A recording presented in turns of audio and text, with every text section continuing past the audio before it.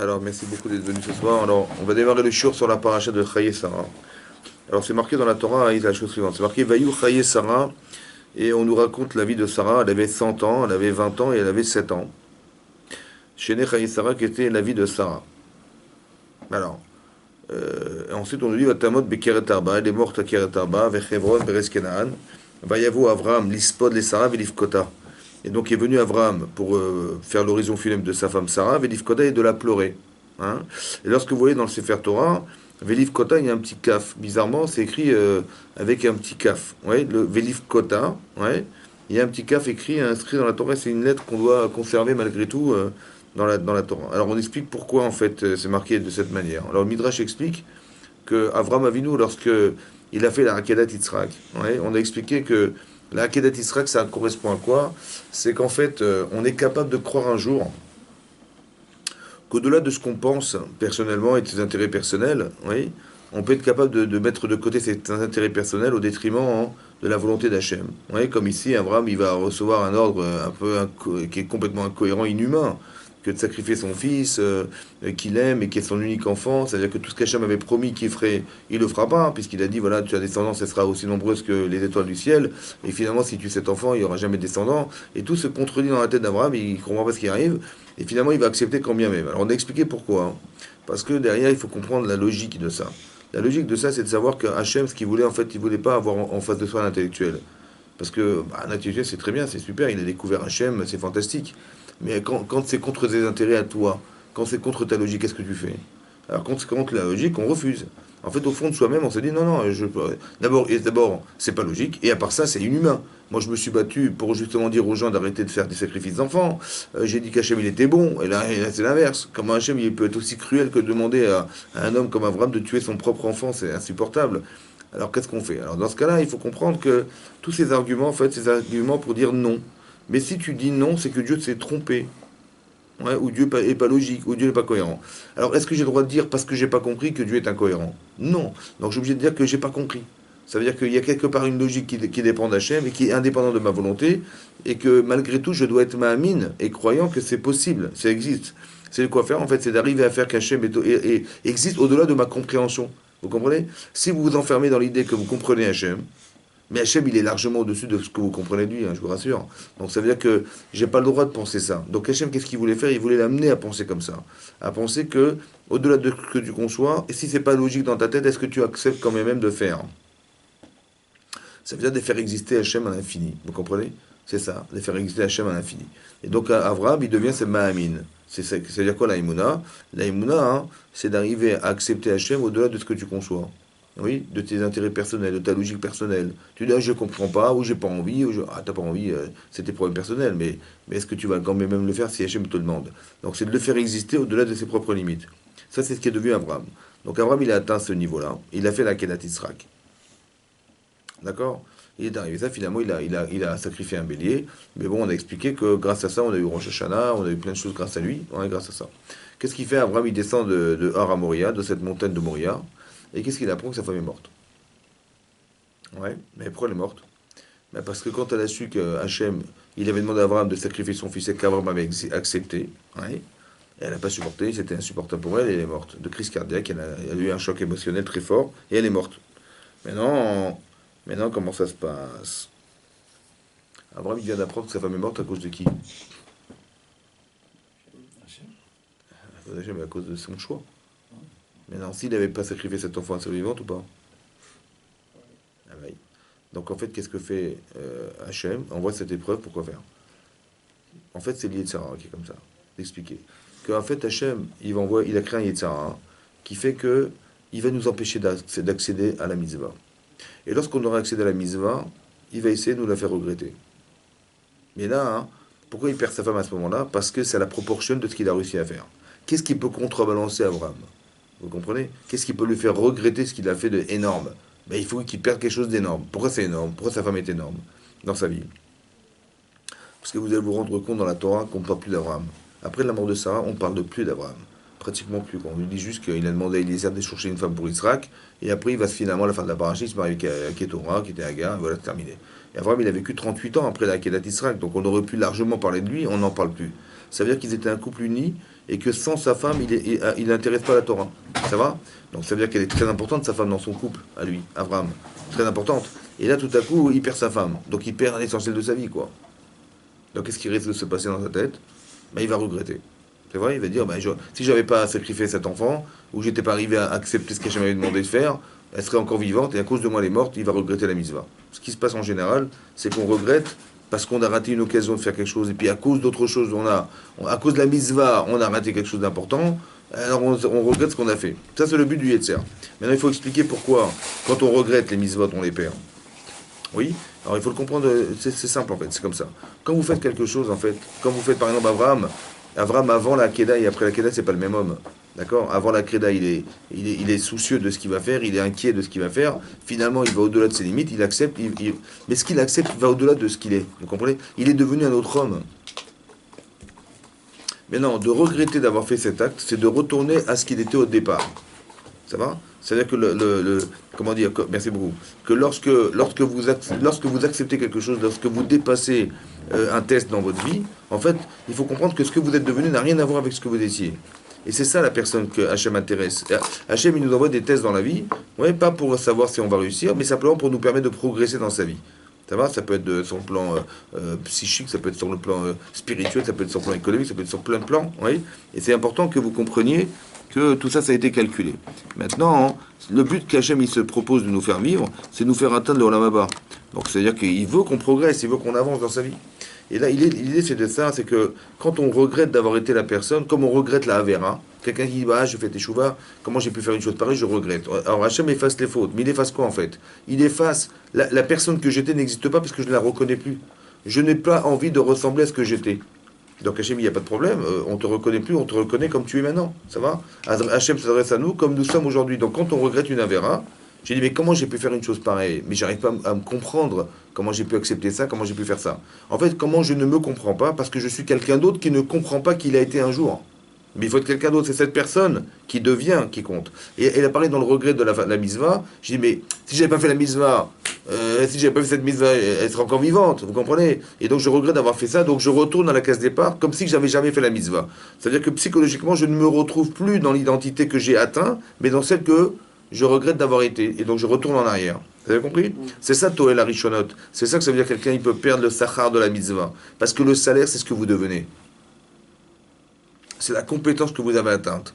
Ça va? C'est comme dans le travail, on va vous payer en fonction de vos compétences. Si vous avez des grandes compétences, plus vous êtes compétent et plus vous êtes spécial et exceptionnel, plus votre salaire il est énorme. Mais c'est pareil, le là-bas c'est pareil. Plus vous atteignez quelque chose qui est de l'ordre de la compétence que vous avez atteinte, et plus votre salaire est grand. C'est comme ça. Maintenant, il a pleuré un petit peu. Vélif Kotin, il n'a pas regretté ce qu'il a fait. Alors comment on peut faire ça? Ouais. Comment quelqu'un il peut savoir qu'il a perdu sa femme à cause de ce qu'il a fait et ne pas regretter ce qu'il a fait? Alors je vous explique un principe. En fait, je vais vous dire un truc. Et la logique est fausse. Ça veut dire comme ça. Lui il dit, tu vois, si j'avais pas fait la Kena, hein, elle serait vivante. C'est vrai? Est-ce qu'elle serait vivante ou pas? Oui. En fait, c'est faux, elle serait morte. C'est ça qui est faux. Vous comprenez ou pas? En fait, elle serait tombée sur une peau de banane, elle aurait glissé, elle serait cassée la tête, elle serait morte. Elle devait mourir. Maintenant, l'amalgame qu'on peut faire, c'est de croire qu'elle est morte à cause de ce qu'il a fait. C'est faux, vous comprenez ou pas? Qu'est-ce que fait l'Yitzhara? Il fait coïncider deux circonstances. On lui a annoncé que son fils allait mourir. Elle n'a pas supporté, elle est morte. En vérité, elle serait morte même sans ça. Seulement, qu'est-ce que fait l'Yetzer? Il fait coïncider une circonstance qui est logique, de dire, bah, elle n'a pas supporté physiquement. C'est vrai qu'elle est morte à cause de son fils. Mais c'est pas à cause de lui, pas à cause de la misva qu'elle est morte, c'est parce qu'elle devait mourir. Maintenant, qu'est-ce qui s'est passé? Elle aurait pu mourir en apprenant, je sais pas moi, n'importe quoi, ou en faisant un accident de voiture, ou en faisant une crise cardiaque parce que sa vie s'arrêtait. Vous comprenez? Ou sa santé qui a fait qu'elle est morte. Mais quelque part, il ne faut pas faire de lien entre les deux. C'est ce que les Tzara voudraient faire. Nous faire croire que c'est à cause de la misva qu'elle est morte, ce qui est complètement faux. Ça va, vous comprenez ça? C'est-à-dire que cette date était prévue à l'avance. Évidemment, elle est morte à cause de quoi? Vous savez, c'est une Gemara de Rabba Kama d'Aftzal et Gimel, elle dit là-bas, que quand elle a dit dans la parachat Lecha à son mari, elle a dit comme ça. Tu vois, quand Agar, elle s'est vantée devant Sarah, vous vous rappelez? Elle s'est vantée devant Sarah, et ça l'a mis en colère. Elle a été voir son mari, et là, elle lui a reproché de ne pas être intervenue, alors qu'elle a eu la honte de sa vie. Elle a dit, Atashomea bizioni veshotek, Rachid Amen, il dit, tu entends ma honte et tu te tais, tu m'as volé ta parole. Chamasi alecha, ce vol, je te le reproche. Ça va, tu m'as volé tes mots, tu aurais dû intervenir. Hachem ishpot beni obencha. Et elle a dit Hachem jugera entre toi et moi. Elle a été virulente contre son mari et Hachem jugera ce que ton comportement. Il dit quand quelqu'un, la Gemara dit, quand quelqu'un il demande le jugement de quelqu'un, d'abord on va juger d'abord la personne elle. Ça va? Et on a jugé que elle était en décalage par rapport à son mari. Et donc elle est morte avant son mari. C'était le Ronesh qu'elle a eu de proposer à Hachem de juger son mari avant elle. Vous comprenez? Voilà. Donc ça c'est pourquoi elle est morte, avant lui. Normalement elle aurait dû vivre 180 années, elle a perdu toutes ces années-là de vie, elle a perdu 53 ans de sa vie, parce elle a dit à Hachem, mais tu juges mon mari, et comme si qu'elle lui disait tu dois mourir, parce que tu as fait c'était insupportable. Ouais. Et donc en fait elle est morte du jugement qu'elle a proposé à Hachem à faire à son mari, alors qu'elle n'était pas non plus clean, entre guillemets. On parle de grande sadikim, on parle de ça, bien sûr on parle pas n'importe qui, mais ça veut dire qu'Hachem, il juge de façon beaucoup plus catégorique, mais quelque part ça correspond à la logique de Sarah. Que quelqu'un qui est catégorique, Hachem il est aussi avec lui. Quelqu'un qui est reset, Hachem il est avec lui. Ça va? Je peux pas demander à Hachem de me faire du bien alors qu'en fait j'en fais jamais. Ouais. Donc Hachem il dit bah écoute, je te suis, d'accord, tu es comme ça, je te suis. Mida keneged mida. Il y a une logique comportementale on peut pas se contredire et demander à Hachem des choses quoi. Donc si Sarah elle est très rigoureuse sur elle-même, alors Hachem il va être obligé d'être rigoureuse avec elle aussi parce que c'est ce qui parle à Sarah. Vous avez compris ce que je veux dire?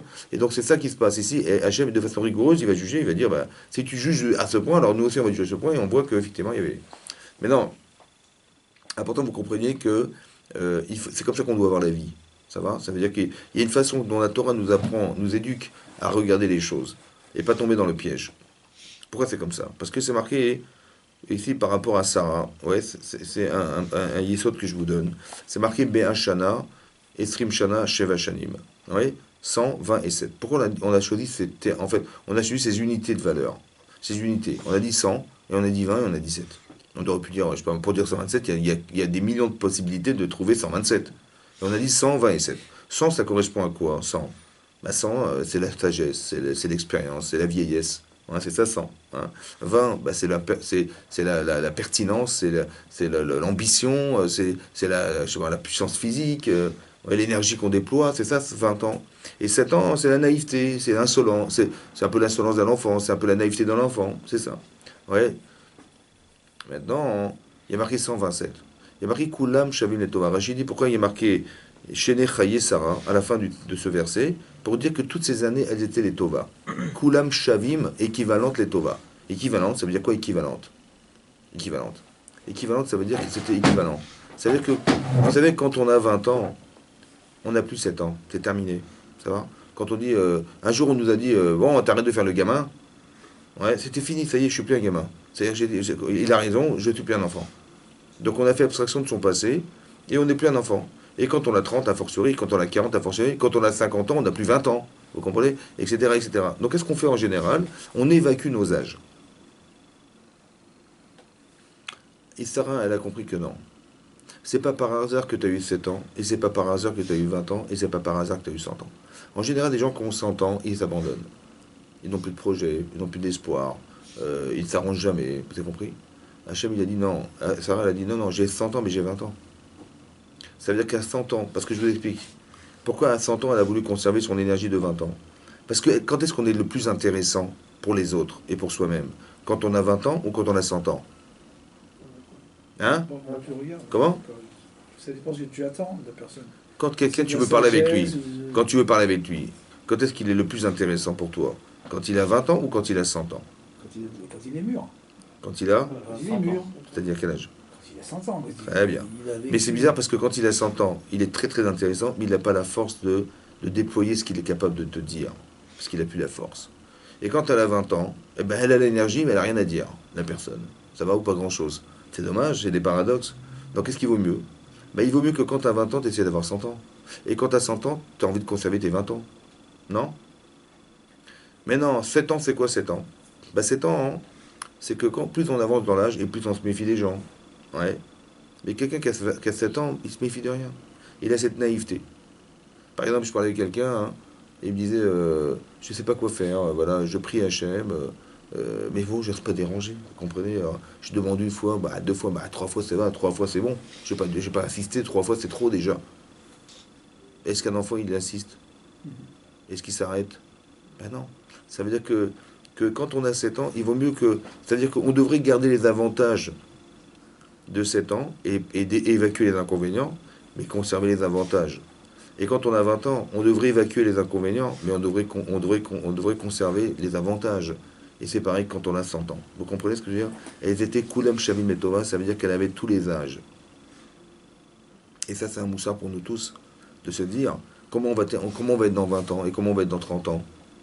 En fait, il faut qu'on conserve cette énergie, cette curiosité de l'enfant de 7 ans, cette naïveté, de ne pas faire de différence, de ne pas juger les gens tels qu'on croit qu'ils sont, mais tels qu'on devrait être. On devrait, tu sais, marqué dans la Kabbalah que quand on prie, il faut prier comme un enfant.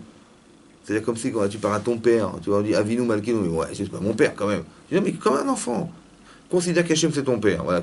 Quelle relation tu as parentale avec ton père? Ben, c'est la même chose que tu devrais, de façon naïve, vous comprenez? Comme un enfant. On devrait conserver ces valeurs de l'enfant.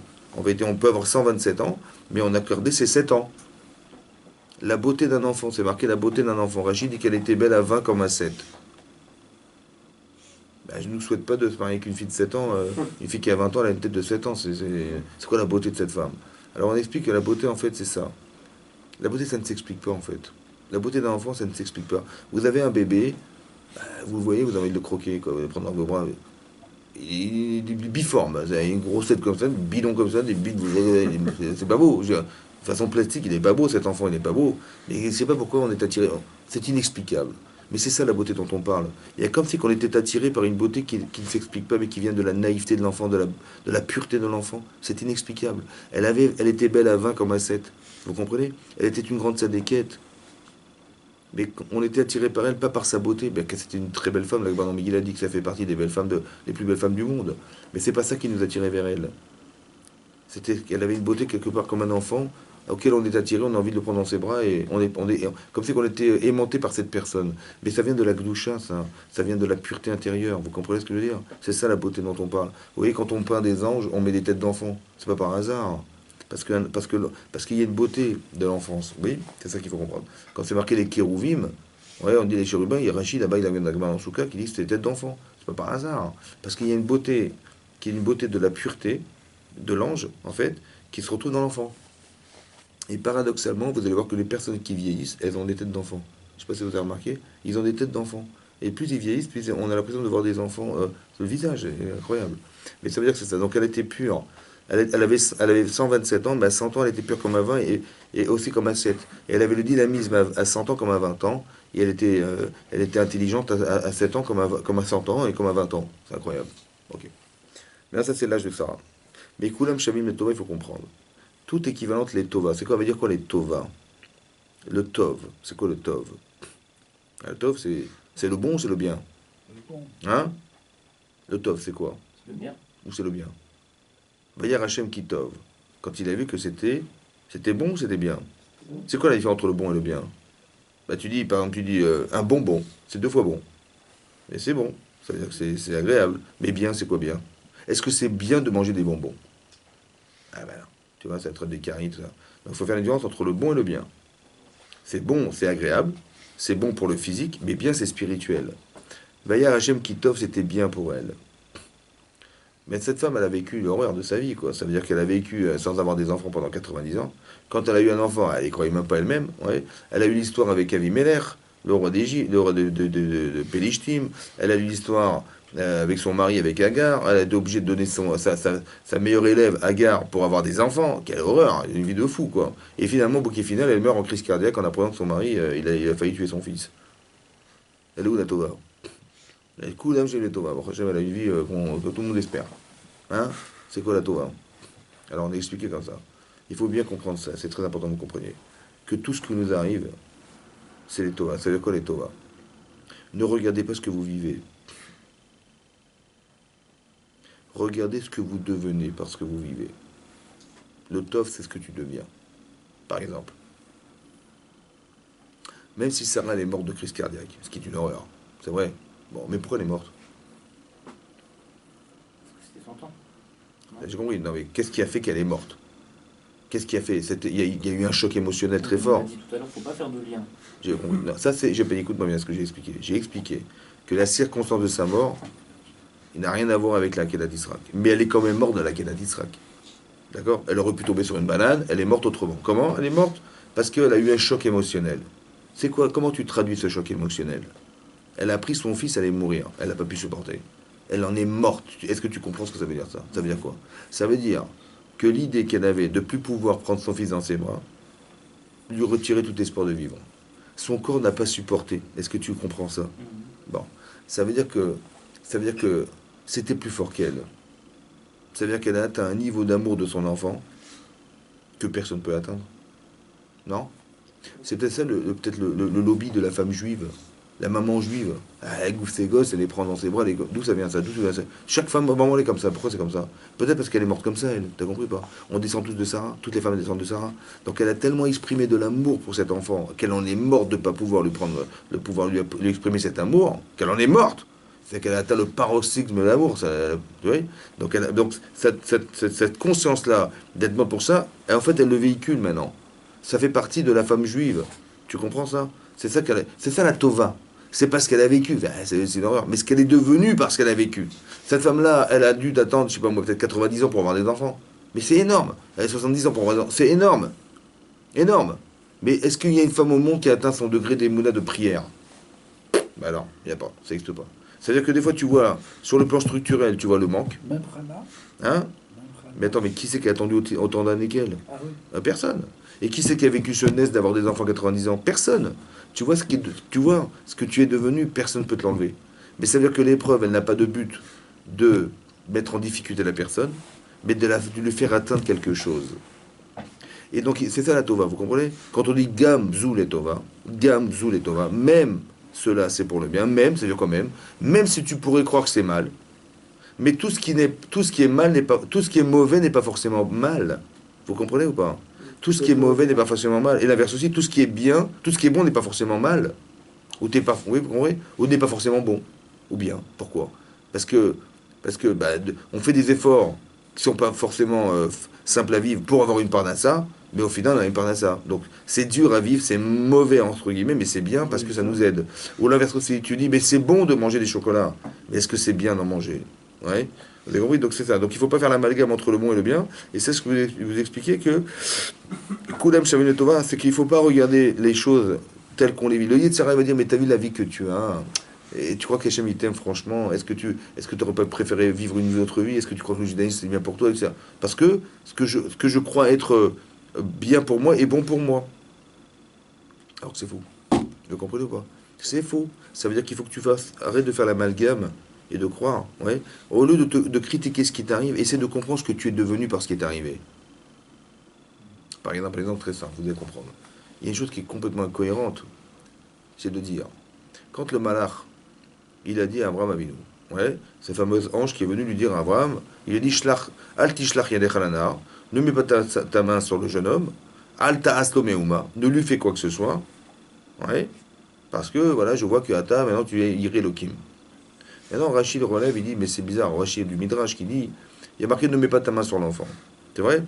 Ne lui fais pas quoi que ce soit. Bah évidemment, si tu mets pas ta main dessus, tu vas pas lui faire quoi que ce soit. C'est quoi cette redondance? Si tu ne mets pas la main dessus, tu vas rien lui faire. Pourquoi il a marqué tu ne lui fais rien? Alors Rachid dit qu'Avram il voulait faire quelque chose. On lui dit ne mets pas ta main sur l'enfant. Il a dit mais laissez-moi faire quelque chose. Il a dit Bechina batilekan, quoi pour rien je suis venu là. Ouais. Il dit laissez-moi faire quelque chose. Des fois il est gratuit, n'importe quoi. Maintenant depuis quand quelqu'un on lui dit tu vas prendre ton fils, tu vas le tuer. Bah, il est comme ça en train de trembler, et j'y vais pas. Et finalement il accepte. Après on lui dit stop. Il dit ah, vous m'avez fait peur. J'ai cru que Baruch Hashem. Non, franchement, j'ai vraiment cru, hein, vraiment. Est-ce que le type il va vous dire bah oui, mais laissez-moi faire quelque chose? Hein? Non, ça n'existe pas, vous comprenez? Qu'est-ce qu'il voulait Abraham? Laissez-moi faire quelque chose. Bechinam batilekan. Pour rien, je suis venu là. Ça veut dire quoi pour rien? Juste, vous m'avez fait juste peur, quoi. Hein, c'est ça. Vous avez compris? Qu'est-ce qu'il voulait faire Abraham? Au moins respecter. Qu'est-ce qu'il voulait faire? Mais non, on t'a dit non. Hachem, il t'a dit, il t'envoie un ange, il téléphone, il dit non, je veux pas. Là, tu vois? Hein? Il voulait faire une maison. Mais pourquoi faire? Puisqu'on lui a dit stop, arrête-toi, ne fais rien. Ne touche pas cet enfant, ne lui fais quoi que ce soit.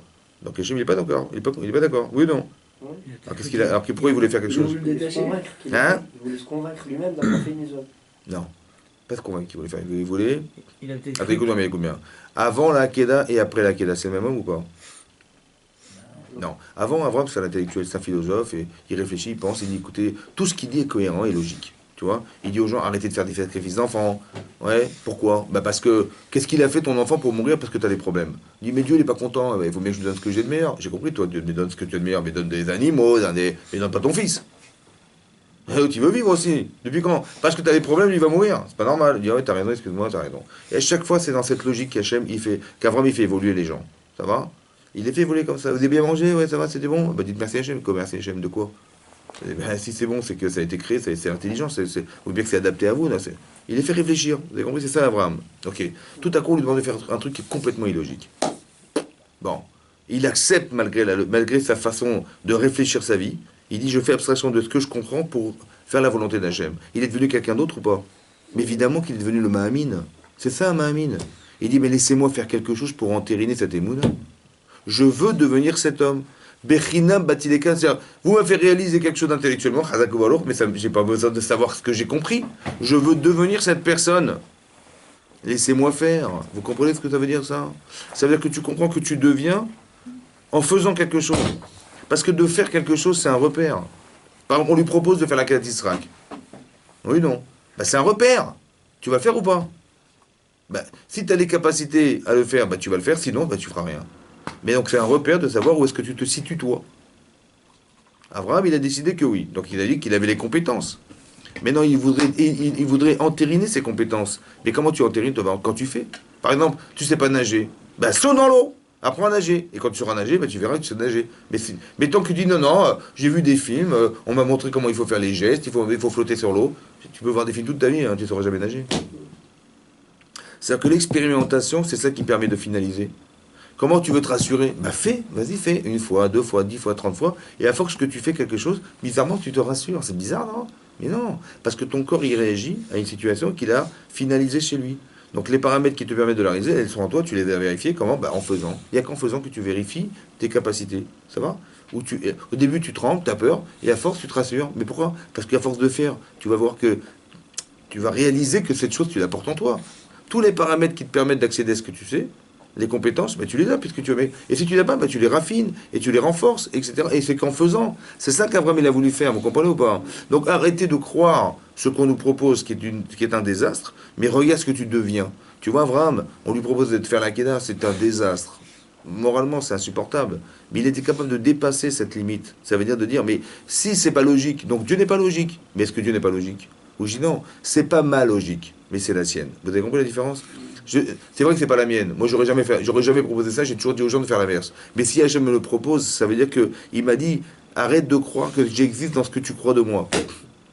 Vous avez compris ou pas? Ça sent la mise à l'épreuve quand même. Là. Hein? Ça sent la mise à l'épreuve. Ah ben ouais, ça sent évidemment que ça sent. Mais ça veut dire quoi? Ça veut dire quoi? Ça veut dire quoi? Ça veut dire que Hachem, il nous invite à croire. Par exemple, il y a eu des événements, il y a eu la Shoah. Tu dis mais Dieu, quelle cruauté qu'on a pris des gens dans les froids. Où il était Dieu? Ouais. Bon. Maintenant, tu dis, mais j'ai rien compris. Donc, si c'est pas dans ma logique, c'est que Dieu n'existe pas. Donc, les gens, ils ont renié Hachem. C'est vrai ou pas? Mais attends, comment tu peux oser te dire que tu comprends, toi? Hein? Tu comprends la création du monde? Tu sais même pas comment ça marche un avion? Tu oses poser la question? C'est pas parce que tu comprends pas que ça remet en cause Hachem. Vous comprenez ou pas? Mais Hachem, il est largement au-dessus de ta conscience et ta connaissance et ta compréhension. Donc, c'est pas parce que j'ai pas compris que c'est pas lui. Ah, on va t'expliquer. On t'expliquera un jour. Vaya Bayamaou, un jour on te dira Hachem Echad ou Shmo Echad. On te dira Hachem Echad.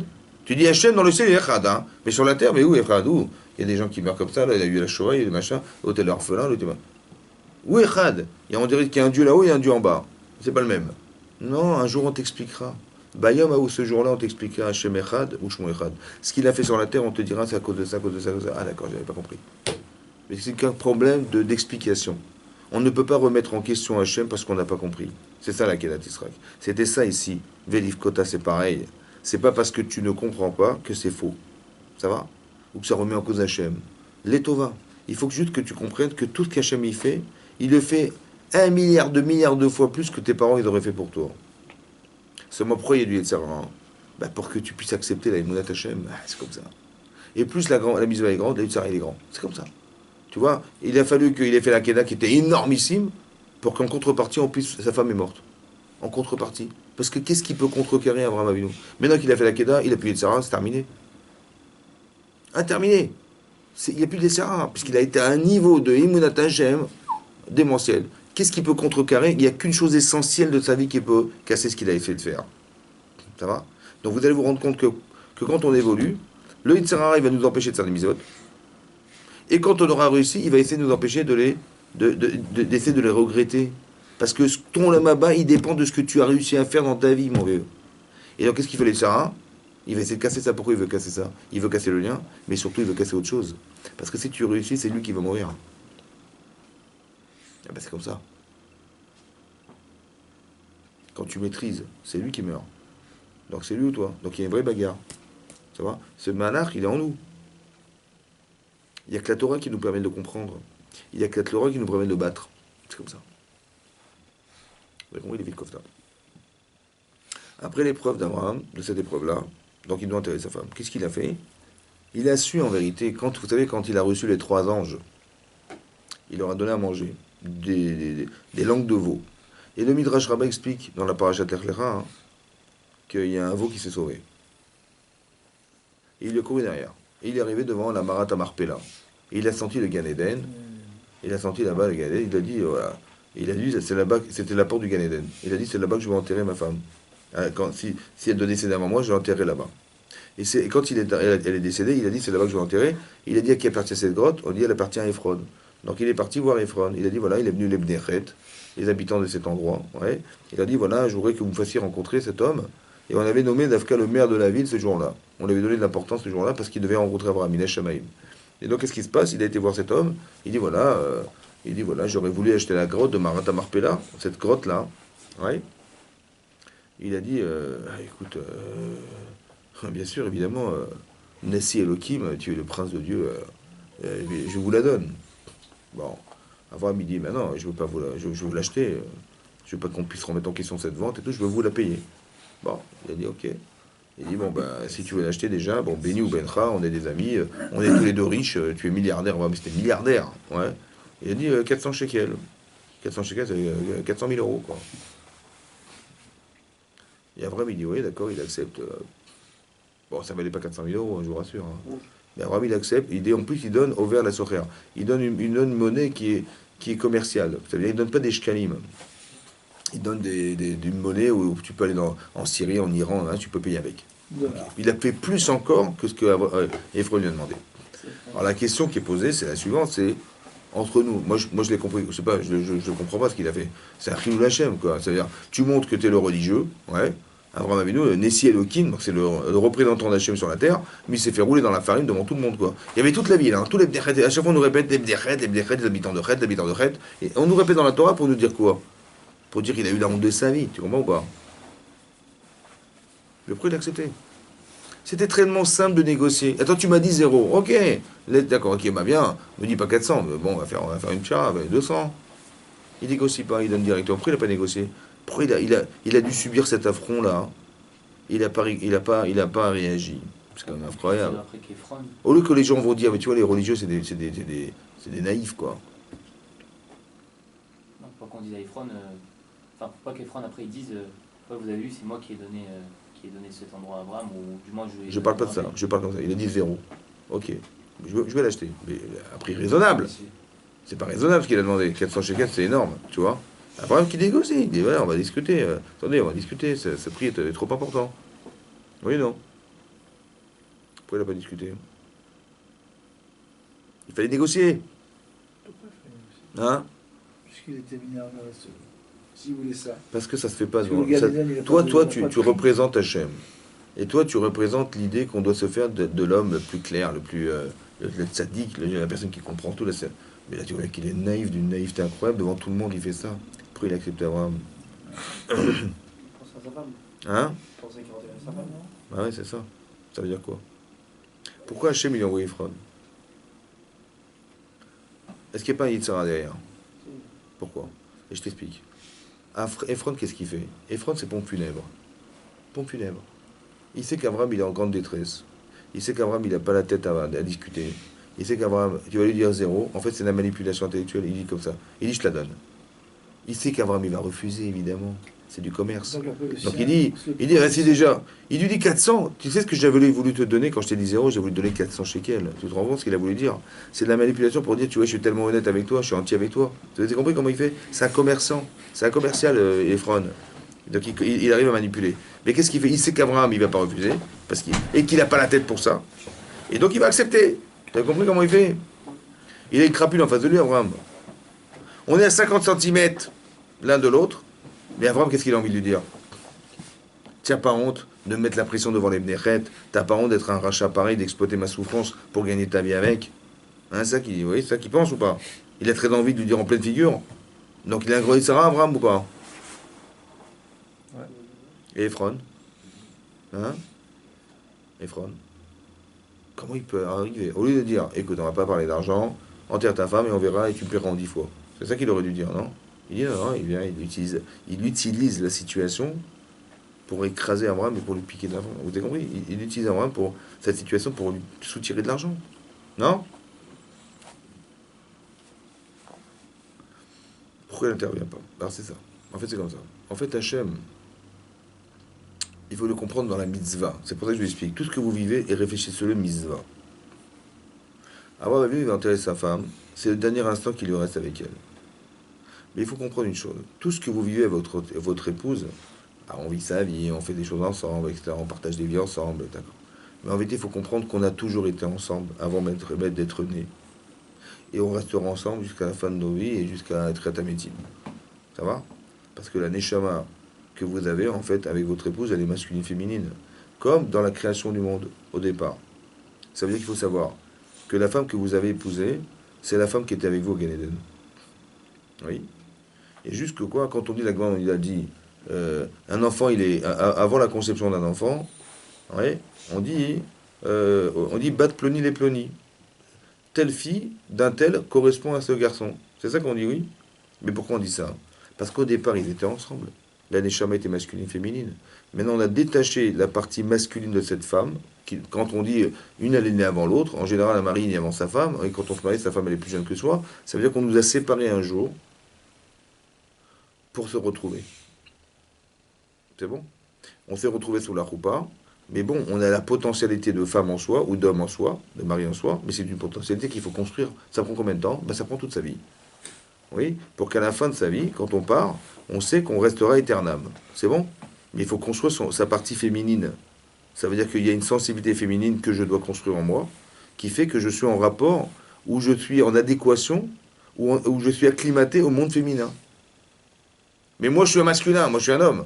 Donc, on est complètement en antinomie avec la femme. Parce qu'une femme, elle a envie des bijoux, moi, j'ai pas envie des bijoux. Une femme, elle a envie d'aller tel endroit, j'ai pas envie d'aller là-bas. On est tout le temps, c'est contre soi, de façon claire et nette. Quand on dit Ezer Kenegdo, c'est une aide contre soi, mais c'est évidemment contre soi. On n'a aucun intérêt à vivre ensemble, et on a ni intellectuellement, ni émotionnellement, ni physiquement, ni tout ce que vous voulez. Ni de façon naturelle. On n'est pas de nature à être des femmes. Ça va? Ok. Donc on n'a rien à faire ensemble. Donc le but c'est quoi? C'est d'arriver à s'acclimater à ce monde. Mais pour qu'on arrive à s'acclimater, pour être heureux, pour être béchalom, on va dire, pour être dans la paix des couples, il faut comprendre, il faut qu'un homme il comprenne l'intérêt qu'il a du féminin. Et une femme, quel intérêt elle a du masculin? Quel intérêt elle a du masculin? Quel intérêt d'avoir un mari? Quel intérêt d'avoir un rapport avec quelqu'un qui est mâle et elle qui est femelle? Quel intérêt? Donc il faut que j'arrive à comprendre qu'est-ce que j'ai à tirer du féminin. Ça va? On dit par exemple une femme, elle a une bina littéra, elle a une intuition féminine, elle a une sensibilité particulière, qui la sert ou qui la dessert. Des fois, ça la sert. Par exemple, Sarah, elle va sentir que Ishmaël, il tourne mal, ce que son mari ne verra pas. Vous avez compris? Quand on les tue à Torah, on se pose des questions, mais si vous êtes sensible, vous allez commencer à poser des vraies questions dans la Torah, ou dans la vie, et vous allez savoir trouver des réponses, parce que la sensibilité émotionnelle que ça renvoie, ça vous permet de faire des nuances. Ça va? J'ai pas compris. Peut-être que tu n'es pas émotionnellement touché par ce que tu vis, c'est pour ça que tu ne comprends pas. Ou parce que tu n'as pas trouvé de réponse, parce que tu n'es pas émotionnellement touché par ce que tu vis. Pareil, les réponses, c'est une émotion. Vous comprenez pas? Ah, tu n'es pas dans cette émotion. Tu n'as pas seulement la connaissance, des fois on a la connaissance, mais j'ai pas fait le lien. C'est-à-dire que émotionnellement, tu n'as pas su faire des liens. Cette émotion, c'est féminin. Vous comprenez? Nous, on est plus rationnel, mais les émotions, c'est... Et la femme, elle est tellement émotionnelle qu'elle a peur. Elle a peur de sortir, elle a peur des araignées, elle a peur de rater sa vie, elle se pose des questions.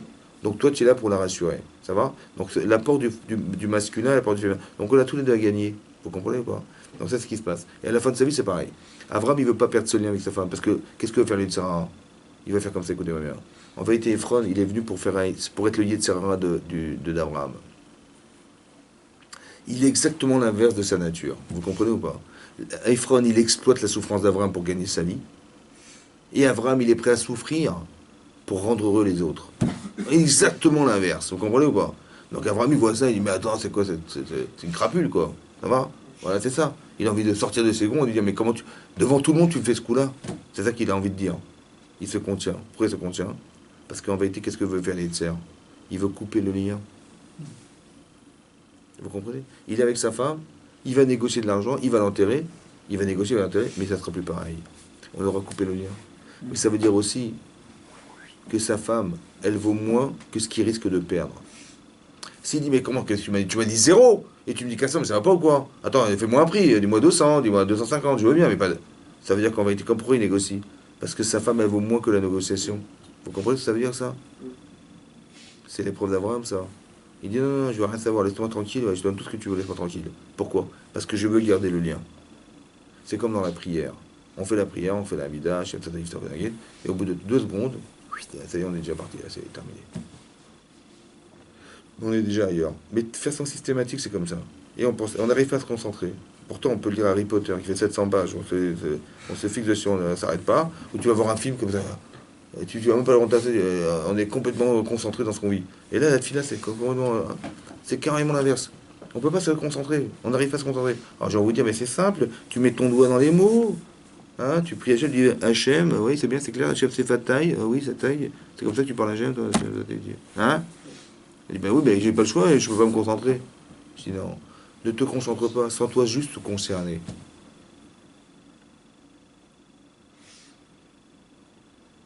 Concerné, ça veut dire comme ça. Il faut que vous compreniez et que ça vous fasse mal au ventre de savoir qu'on n'a pas forcément la sagesse qu'il faudrait. C'est vrai ou pas? Si ça te dérange pas, tu dis non, ça va, c'est bon. Ben, tu vas prier, tu vas t'envoler. Par contre, si tu dis, mais si un type qui a besoin de se soigner, il est malade, ou il a appris que quelqu'un est très malade, hein, et il est en train de pleurer parce qu'il est malade, je pense pas que dans la prière, il va dire, ah bah tiens, il faut que je remplace la machine à laver. Non, ça n'existe pas. Pourquoi? Parce qu'il est préoccupé par la maladie de son ami. C'est bon? C'est-à-dire que le manque, en vérité, il n'y a que Hachem qui peut le soigner. Alors, je vais prier Hachem de tout mon cœur. C'est vrai ou pas? Donc, ce que je dois comprendre, c'est de réfléchir à quels sont tes manques. Et plus les manques sont grands, plus tu vas te concentrer. C'est-à-dire que le baromètre du Yetzirah, c'est combien tu es concerné par ce que tu racontes.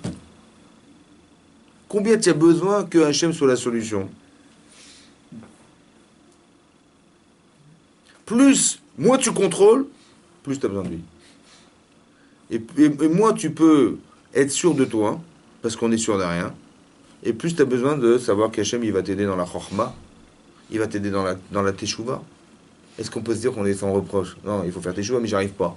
J'arrive pas à faire teshuva. Mais je t'en prie, Hachem, il y a que toi qui peux m'aider, fais-moi faire teshuva. Aide-moi, des circonstances qui vont faire que je vais faire. Ou la sticha d'Hachem qui me pardonne, Hachem. Bon, après la Géoula, après la Refoua Shelem, après la Parnassa, après tout ça, c'est les brachot demandés. Est-ce que tout est nécessaire et obligatoire? Bien sûr, hein, c'est une grande nécessité. Mais est-ce que tu en as vraiment besoin? Est-ce que tu penses que tu peux passer par Hachem ou tu peux te passer de lui? Mais le baromètre de ce lien, en vérité, c'est ton Yitzhara. Si t'en as, c'est que tu peux t'en passer. Si t'en as pas, c'est que tu peux pas t'en passer. C'est pareil. Il ne peut pas se passer de sa femme. Il ne faut pas que rien ne perturbe. Donc l'Israël vient pour en fait lui faire savoir combien il aime sa femme. Parce que s'il négocie, c'est qu'il n'aimait pas vraiment. Ou il n'aimait pas suffisamment. Au point de perdre. Au point de la honte. Ça veut dire comme c'est. D'un côté, c'est devant tous les bnéchets. C'est la honte de sa vie. Hein. Mais est-ce que c'est ta honte qui prime ou c'est la sienne? Parce que si tu négocies, tu le fais honte. Ou c'est la tienne. Alors il dit non, je préfère moi avoir honte et que je lui garde son kavod. Vous avez compris ce qui se passe? Et donc il va garder ce lien, il va enterrer sa femme. Mais ça veut dire, vous avez compris comment ça marche? C'est des midotes, ça. Il faut avoir des valeurs sûres dans sa tête. Combien ça compte, combien ça pèse et combien ça vaut chez moi pour pouvoir valoriser ces valeurs et pouvoir les conserver. Là, vraiment, il a fait un sacrifice de fou pour sa femme. Et oui, pourquoi c'est comme ça? Parce que c'est essentiel dans sa vie. C'est pas sa femme de ménage, c'est pas sa cuisinière, c'est pas la maman de ses enfants, c'est pas celle qui fait le ménage, c'est pas celle qui s'occupe des enfants qui les change. Non, c'est pas cette femme-là, non. C'est sa femme. Vous avez compris? C'est ce qui nous lie en fait, spirituellement qui m'importe. Et donc je veux conserver ce lien. Et le Yitzhara, il veut briser ce lien, il veut casser le lien. Comme il veut casser le lien avec Hachem dans la prière. Vous avez compris? Comme il veut briser, il veut couper des liens. C'est ça qu'il veut. Il prend des ciseaux, clac, il coupe, il coupe, il coupe. Tout ce qu'il peut, il coupe. Voilà ce qu'il fait. Mais non, tu veux étudier? Non, mais clac, t'as autre chose à faire. Tu veux prier? Non, t'as autre chose à faire. T'as d'autres préoccupations. Il coupe des liens, vous comprenez? Il fait que ça, il fait ça toute la journée. Donc toi, il faut que pour que tu dises non, je veux pas couper les liens. C'est comme tu dis, t'as des valises de milliards dans la rue. Il dit, mais lâche tes valises. Ouais, t'as pas quoi, je les garde. Mais est-ce que tu as des milliards dans les mains? Ou tu crois que tu as des valises vides? Ou pratiquement vides? Tu dis, bah ça va, c'est pas pratiquement vide. Donc les il dit, bah si c'est vide, lâche-les. C'est toi qui mets la considération, c'est toi qui mets. C'est ça qui est marqué là, vous avez compris? C'est ça qui est marqué là. Qu'il n'a pas voulu garder, il n'avait pas coupé le lien. Il n'a pas pleuré la disparition de sa femme complètement. Oui, pourquoi il n'a pas beaucoup pleuré, justement? Hein? Pourquoi il n'a pas beaucoup Parce qu'il faut venir à l'heure. Non, je rigole. Parce qu'on a expliqué. Oui. C'est pour ne pas regretter. On a dit qu'il y a un amalgame entre la mort de sa femme et le fait qu'il ait fait la Hakeda. Ah oui. Et s'il n'avait pas fait, elle serait vivante. On dit non, c'est faux, elle serait morte aussi. C'est ça que j'ai expliqué. Oui. Il faut pas se tromper. C'est ça que j'ai expliqué.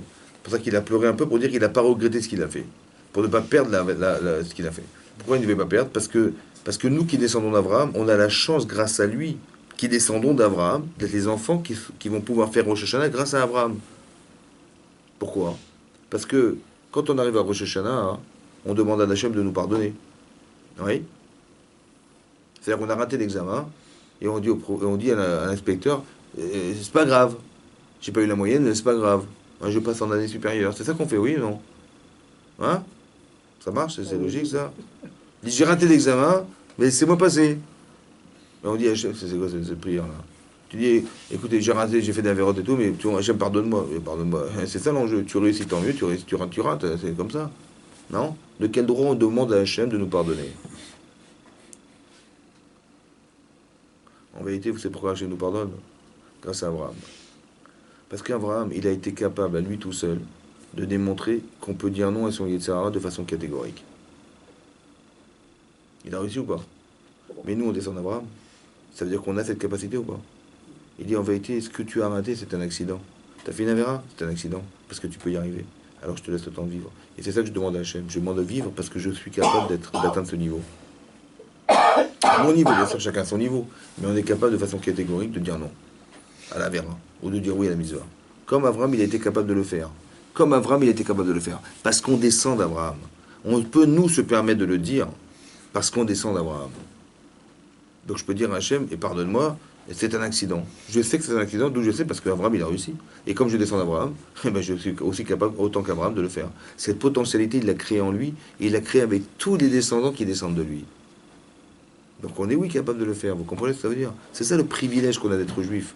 Parce que nous, on peut faire ça. Et vous allez voir que les lois qui sont dans les lois des nations ne sont pas les mêmes. On est beaucoup plus rigoureux. Tu réussis, tant mieux, tu rates, t'es terminé. On prévient pas. Il n'y a pas d'attraint, il n'y a rien. Pourquoi? Parce que c'est l'enjeu de la vie. Tu réussis, tant mieux, tu rates. C'est comme ça, c'est de façon rigoureuse. Nous, on a des circonstances atténuantes parce qu'on sait qu'on peut atteindre quelque chose d'autre. Ce que ne pourront pas faire. Alors c'est pour ça que si t'as réussi, tant mieux, t'as raté. Nous, même si on a raté, on peut nous trouver des circonstances parce que c'est accidentel. Parce qu'on est capable d'y arriver. Vous comprenez? On a cette potentialité. On est dans ce monde d'Abraham. Donc ça, c'est le passage de tout. Après, on passe à on bascule sur autre chose dans la paracha. C'est quand Abraham, il va demander à Eliezer de trouver une femme pour Yitzhak. Et on parle d'un autre personnage. Tout à coup, on va parler d'un autre couple. Il va y avoir un autre couple dans la Torah. C'est Yitzhak et Rivka. Le couple Abraham et Sarah disparaît. Et on bascule sur un autre couple. Ouais. Maintenant, qu'est-ce qui se passe? Abraham, il va demander à son serviteur Eliezer. Ouais, Eliezer, en fait, c'est son meilleur élève. Ouais, c'est celui qui dispense la Torah d'Abraham dans le monde aussi avec lui. Il y a marqué comme ça, c'est marqué dans la paracha ici, comme ça. C'est marqué Vayomer Avraham el Avdo. Donc il a dit Abraham à son serviteur, Zekan Beto, le sage de sa maison. Zekan Beto, parce que Zekan, c'est le sage de Zaken, c'est Ze Shekana Chochma, c'était un Chacham, il était à l'Yeshiva. ou à Moshel Bechol Hacharlo. C'est bizarre qu'on ait besoin de mentionner qu'il était aussi le gouverneur de ses biens. C'est-à-dire qu'Abraham, il avait beaucoup, beaucoup de richesses. Celui qui s'occupait de tout ça, c'était lui. Le gestionnaire des biens d'Abraham, c'était Eliezer.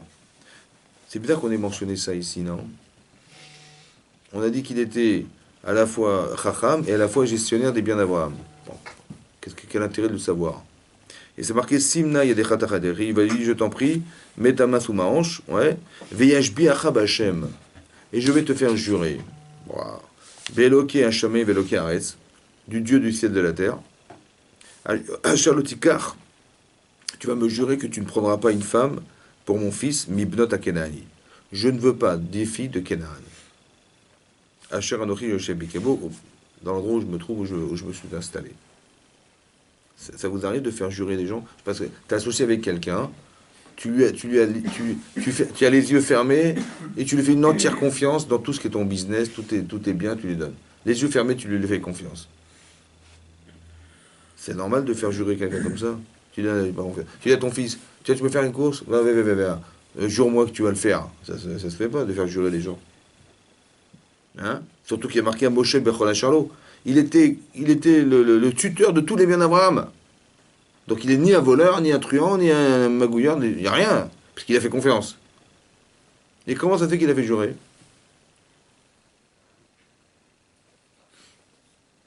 Ça veut dire qu'il y a des situations dans la vie où l'Yitzhara est tellement fort que je vais t'enfermer dans un serment pour être sûr que tu ne vas pas lâcher. Comme, par exemple, Yaakov Avinu, il va demander à Yosef de l'enterrer en Eretz Israël. Il dit, mais jure-moi que tu vas le faire. Ah, il ne fait pas jurer ses enfants. Vous savez pourquoi il a fait jurer? Parce que Yaakov, il savait pertinemment que c'était très très compliqué pour Yosef. Attends, il est ministre. C'était le premier ministre de l'Égypte. Bon, quand il va aller voir Paro, il lui demandait d'aller enterrer son père ailleurs. Il veut dire, tu rigoles quoi. On appelle l'avion ici. Hein. Tu pars d'Égypte, tu vas en Israël. C'était un mois aller-retour. Il fallait passer. Donc on ne peut pas se passer de. À part ça, on aurait tellement aimé que Yaakov soit enterré en Égypte. La bracha de Yaakov, il faut la garder là. Donc il savait qu'il aurait eu des problèmes pour essayer de convaincre Paro. Il dit, écoute, ne dis pas, je veux pas que tu me dises, écoute, j'ai essayé papa, ça n'a pas marché. Ça va? Donc je suis obligé de le faire jurer. C'est ça qu'il a pensé Yaakov. Quand tu fais jurer les gens, tu les enfermes dans un serment. Si tu fais, tu transgresses la Torah. Ah, je peux pas. Donc je suis obligé d'aller au bout.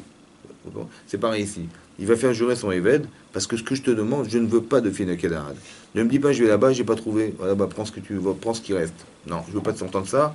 Je veux que tu sois sûr, comme si il y avait un Yitzhara derrière, de pouvoir se cacher derrière un argument qui va faire qu'il va pas aller au bout de la démarche. Ok. Après, bizarrement, hein, Eliezer, hein, il va refuser.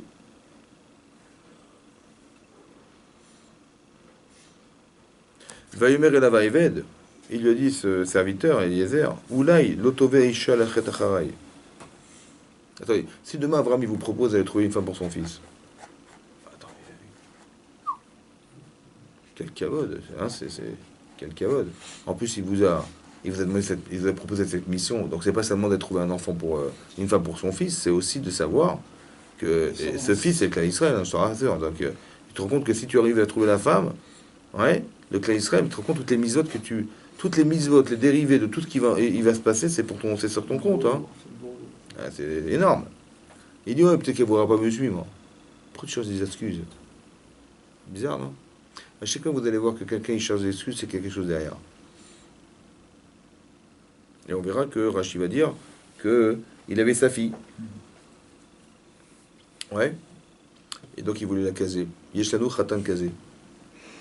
Ouais, il voulait caser sa fille et comment ça s'appelle et donc c'est pour ça qu'il dit mais surtout pas moi, ne m'envoie pas moi parce que j'ai pas envie. C'est ça que ça veut dire. Ou là, quand il trouve un argument, en fait, c'est dire j'ai pas envie d'y aller moi parce que j'ai envie de caser ma fille. Ok. Et ensuite, qu'est-ce qui est marqué? Il lui a dit Hachem dit non, surtout n'envoie pas mon fils. Ouais, et il a dit Hachem Eloké Hashamaim Hachal et Kachanim Ibatavi. Il a dit à Eliezer Hachem, le Dieu du ciel, qui m'a pris de la maison de mon père, ou Meretz Molati, de l'endroit où je suis né. Rachid, de la maison de mon père, c'est Haran. Et je me souviens, c'est Ur-Kasdim. Il vivait à Ur-Kasdim. Vacher le diber, Vacher diberli, Venish barli, et qui m'a même juré, ouais, les morts, les arachets d'Aretazot. C'est lui qui m'a. Qu'est-ce que ça a à voir avec le sujet? Il est en train de lui dire, écoute, fais ce que tu t'es demandé de faire, parce que Dieu, qui était le Dieu du ciel, il m'a pris la maison de mon père, et il m'a fait. Je ne vois pas le rapport avec. Alors Rachid explique qu'il dit comme ça. Il dit, au départ, il a dit, il a fait jurer au nom du Dieu du ciel et de la terre. Et quand il a dit, et quand il a répété cet argument, il a dit le Dieu du ciel, qui m'a pris de la maison de mon père. Pourquoi il n'a pas dit le Dieu de la terre? Parce qu'il dit jusqu'à présent, hein, quand j'étais chez mon père, Hachem, il était connu dans le ciel, mais pas sur la terre. Mais aujourd'hui, il est connu sur le ciel. J'ai tellement répandu l'idée que Hachem existe, que les gens, ils ont l'habitude de dire Hachem aujourd'hui sur la terre. Bon, c'est ça qu'il lui a dit. Voilà ce que dit Rachid. Mais qu'est-ce que ça a à voir avec le sujet? Avant, il n'était pas connu, maintenant il est connu. Donc, il n'y a pas de rapport avec le fait de faire jurer ou pas faire jurer.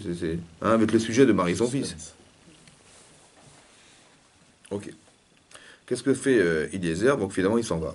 Il lui dit, j'enverrai un ange qui va t'accompagner. Et Ishlach Melacho Lefanecha, voilà, Hachem va envoyer son ange devant toi. Mais les cartas Hichem, il dit, il va envoyer un ange et tu pourras trouver la femme d'Israël. Ok.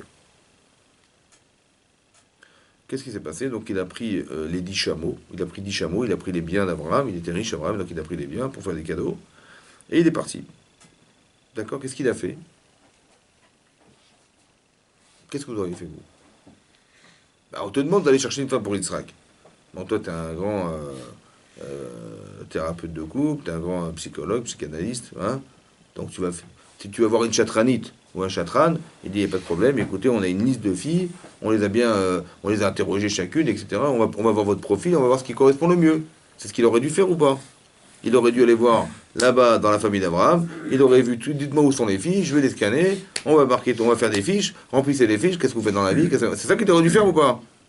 C'est ça qu'il aurait dû faire ou pas? C'est ce qu'il a fait ou pas? Pas du tout. Qu'est-ce qu'il a fait? Ben, il a prié. Incroyable ou quoi? On t'a pas demandé de prier, on t'a demandé d'aller chercher. Pourquoi il a fait une prière? Il a fait qu'une prière au final. Parce que la fille, la prière, elle était là, elle a trouvé tout de suite. Hein? Fait une prière, faut pas se tromper, surtout. J'ai compris, mais pourquoi il n'a pas été la chercher? Et pourquoi il a prié? Il pensait toujours à casser sa vie. Hein? Il pensait toujours à casser sa vie. Qu'il a prié pour avoir la force de trouver une femme. Ah ouais?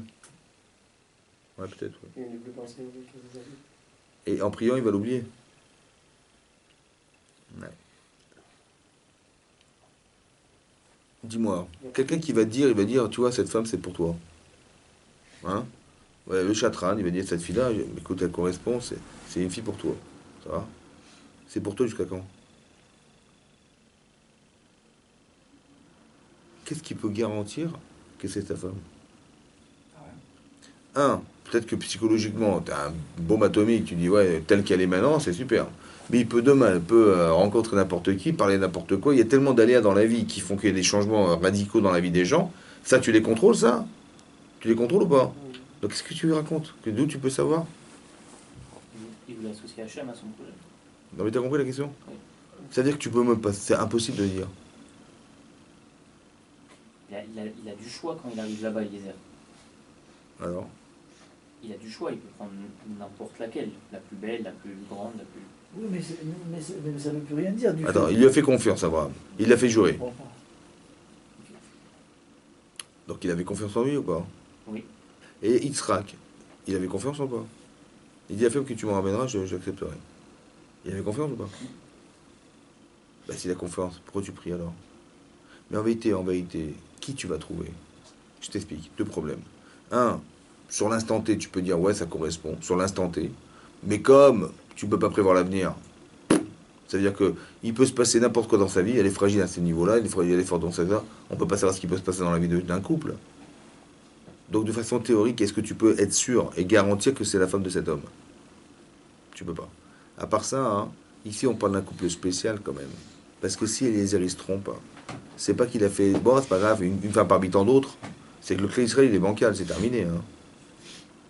Oui non, tu prends le risque ou pas? Plus tu crois que tu peux, plus tu es fou. Ben, c'est normal. C'est beau quoi. Qu'est-ce que tu fais dans ces cas-là? Tu pries. Donc quand est-ce qu'on doit prier sincèrement? Quand tu as des possibilités ou quand tu n'en as plus? Hein? Plus. Sincèrement. Quand tu crois que tu peux te débrouiller, tu dis bon bah Hachem il fait la moitié, je fais la moitié. Mais bon, je vous explique un truc. Attendez. Parce qu'il a pris Hachem. Ça va? Qu'est-ce qu'il a dit? Il a dit Vayomar. Il a dit comme ça, je vous lis la prière. Hachem Eloké Adoni Abraham. Hachem, le Dieu de mon maître Abraham. Donc il a dit Bisrout Abraham. Par le mérite d'Abraham. Akrena Lefanaï. Vous savez quoi Akrena? Rencontre-moi, je t'en prie. Akré, ça vient de la somme Mikré. C'est quoi Mikré? Le hasard. Il dit viens chez moi par hasard. Vous savez quoi par hasard? Par exemple, il t'arrive un truc, mais improbable. Hein. Tu dis Minash Shamaim, c'est un Minash Shamaim. Pourquoi Minash Shamaim? Pourquoi c'est maintenant que c'est Minash Shamaim? Il n'y a pas. Normalement. Oui? Ça c'est pas. Non, c'est Minash Shamaim, ça veut dire quoi? C'est pas grave, ouais. Minash Shamaim. Pourquoi c'est Minash Shamaim? Ouais. Minash Shamaim, parce que l'improbabilité c'est lui. Le hasard c'est Hachem. Tu dis mais c'est pas possible, j'aurais dû dire. Minash Shamaim, ça veut dire quoi? Ça veut dire que l'improbabilité hasardeuse que ça puisse se produire, c'est Hachem, ça, vous comprenez ou pas? Le hasard c'est lui. Donc il dit viens chez moi par hasard. Ça veut dire que je vais te proposer quelque chose d'hasardeux. Et là, c'est là que je saurai que c'est elle. Il a dit Ayom, Aser Chesed Imadoni Abraham. Ine Anochi Nitzav al En Amaim. Je me trouve devant une source d'eau. Ubnot Anshair, et les filles des habitants de cette ville, Yotzot, elles sortent Lishov Maim. Voilà. Vaya Neara Asher Omar Elea Atina Kader. Et la fille à qui je demanderai, tends-moi ta cruche. Ve Eshte, et je boirai. Ve Amra, et elle me répondra, Shte, bois. Ve Gam Gemalecha Ashke, et même tes chameaux, je donnerai à boire. Ota Ocharta le Avdecha le Yitzhak. Là, tu auras prouvé à ton serviteur Yitzhak que c'est sa femme. Ou Baïda, et moi je saurai qui a cita Chesed Imadoni. Ça va? Bon. Il a dit, écoute, elle va me demander à boire. Je vais lui demander à boire, et elle me dira ok, et à mes chameaux.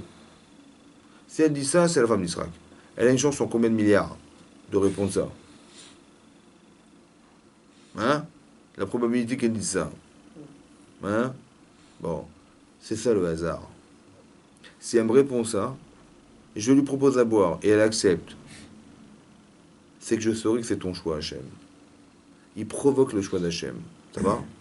Comment je vais savoir, moi? Ben, c'est le hasard. Comment je sais? Moi, dans ma vie, je vois que par hasard, je savais que c'était toi. Donc, comme c'est qu'il poussait Hachem à réagir par hasard. Vous avez compris ce qu'il a fait? Et comme c'est très hasardeux, parce qu'il y a une chance sur 1 million que ça puisse arriver, alors il fera que c'est le choix d'Hachem. Il n'a pas voulu choisir. Mais là, écoutez-moi bien. Il a marqué, il a dit ça. Après, c'est marqué Vaï ou Terem qu'il allait d'abord. Avant qu'il ait fini de parler, il est Rivka Yetzet. Rivka est sorti. Ça veut dire qu'instantanément, on a répondu à sa prière. Pourquoi des fois c'est long? Tu demandes quelque chose, ça peut prendre des jours, ça peut prendre des mois, des années avant qu'on te réponde. Et des fois c'est court. Quand t'as une réponse. Hein? Quand t'as une réponse. C'est pas le moment. Il n'y a pas de réponse. C'est pas le moment. Hein? C'est que c'est pas le moment. Ou c'est pas pour toi.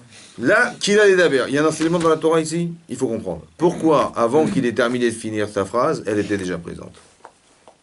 Est-ce que la femme d'Israël elle existe? Tu connecté déjà. Est-ce que la femme d'Israël existe? Bien sûr. Oui, bien sûr. Comme chacun il a sa femme, elle existe quelque part. Elle est où? Elle est à 300 km ou elle est à 50 cm? Ben là, elle est à 50 cm. Comment il a fait pour arriver si vite?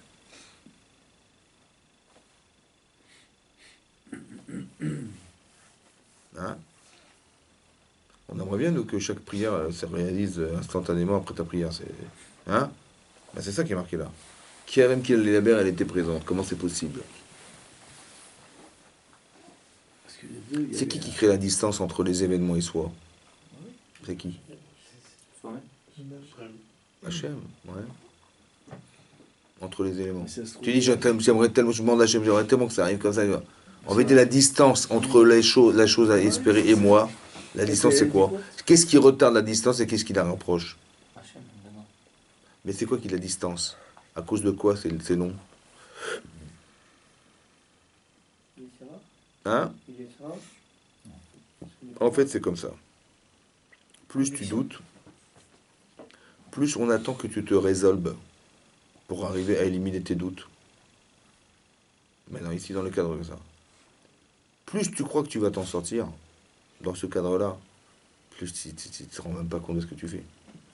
Donc il dit à Hachem, je vais attendre, il n'est pas cohérent, monsieur, il croit qu'il va la trouver. Bon, mais il ne peut pas la trouver, vous comprenez ou pas? Parce que tu peux trouver une fille, mais ce qui te dit que tu rassures que c'est elle, tu ne pourras jamais savoir. Hachem, il est mis avec Zéboulim parce que c'est impossible de le faire. Vous comprenez ce que ça veut dire? C'est Hachem qui couple les gens. Tu te rencontres pas par hasard. Ouais, tu as rencontré ta femme parce que Hachem, il t'a fait rencontrer. Comme Abraham, il a dit, je vais envoyer mon ange. L'ange d'Hachem, il va t'accompagner. C'est quoi l'ange d'Hachem? C'est quoi l'ange d'Hachem? Ouais, il a marqué là-bas. Il a marqué, d'accord, les morts étaient et Tarazaza. Hein? Oui, Shlach Malocho Lefanecha. Hachem, il va envoyer son ange devant toi. C'est quoi cet ange? Oui. Alors regardez dans le Midrash Rabbah, c'est marqué comme ça. Que Rivka, c'était la fille de Bethuel. Mais Bethuel, c'était le roi de Aram. Avraham, il s'appelait Avram. Oui, au début. Parce qu'il était Av de Aram. Il était le père de Aram. Il vivait à Aram, Naharaim. Et qui c'était le roi de Aram, Naharaim? C'était Bethuel. Donc elle, c'était qui Rivka? C'était une princesse en fait. Et jamais elle a levé le petit doigt, et jamais elle a fait la vaisselle, jamais elle s'est occupée d'aller puiser de l'eau, jamais de sa vie. Hein. C'est une petite bourgeoise. Comme ça dit le Midrash. Mais non, elle a dit, tiens, aujourd'hui j'ai envie d'aller voir, j'ai envie d'aller à la source d'eau là-bas, j'ai envie d'aller à la rivière. Mais d'où ça lui est venu d'aller à la rivière? C'est jamais la rivière, madame. C'est le malach d'Hachem. Tu vois, oui. Des fois tu dis, mais tiens, je vais aller là-bas. En fait, pourquoi elle a eu cet ange qui est venu en elle lui proposer d'aller là-bas? Parce que c'est là-bas qu'elle va rencontrer Eliezer. Vous comprenez comment ça marche? Tu rencontres ta femme par hasard. Mais on t'a fait te rencontrer par hasard. Mais Eliezer, il a plus de dette là. Comment? Si seulement j'ai bouffé. Comment? Eliezer, qu'est-ce qu'il fait dans l'histoire? Alors je t'explique, Rabbi Yves, écoute-moi bien. Tout ce qu'il a fait Eliezer, c'est comme ça. Il y a deux façons de raisonner. Soit tu dis, ben, je vais la trouver moi. Ça va? Parce que Abraham, il m'a demandé quand même. Et puis j'ai quand même le privilège d'avoir été nommé. Et à part ça, j'ai un scrout de fou. Si j'arrive à construire Kaïsret, tu te rends compte le scrout de Milaït? Énorme ou pas? Ça y est, ça. Tu sais pourquoi? Parce que tu ne peux jamais garantir que ça marchera avec ton âme. Alors, entre ce que tu vas gagner et de ce que tu vas perdre, laisse tomber. Mais écoute-moi bien. Plus tu crois que tu n'y arriveras jamais, et plus tu te remets entre les mains d'Hachem. Oui ou non? Et plus tu crois que tu peux peut-être y arriver, et plus ça va être long. Mais non. Avra, il a dit comme ça, Eliezer. Il dit, moi, j'ai aucune chance de la trouver, mais zéro de zéro. Donc le seul moyen, j'ai tellement les boules que le seul moyen que je puisse y espérer, c'est qu'Hachem il va me guider. Alors je lui dis comme ça, moi pour que je le sache moi, je lui donne un truc. Je ne veux pas trouver la femme, je veux juste être l'intermédiaire de la mitzvah. Parce qu'il y a des choses que tu dois faire dans ta vie, mais des choses que tu ne pourras jamais faire. Donc quand tu ne peux pas les faire, qu'est-ce que tu fais? Tu te remets à Hachem. C'est comme ça. Et donc il va avoir le malaise de savoir qu'il ne peut pas se remettre à lui-même. Mais il se remet à Hachem. C'est ça ce qui le soulage. Et plus tu penses ça, et plus c'est rapide. Vous comprenez ce que je veux dire? La distance qui existe entre l'événement et soi, la personne et soi, c'est la distance du doute en fait.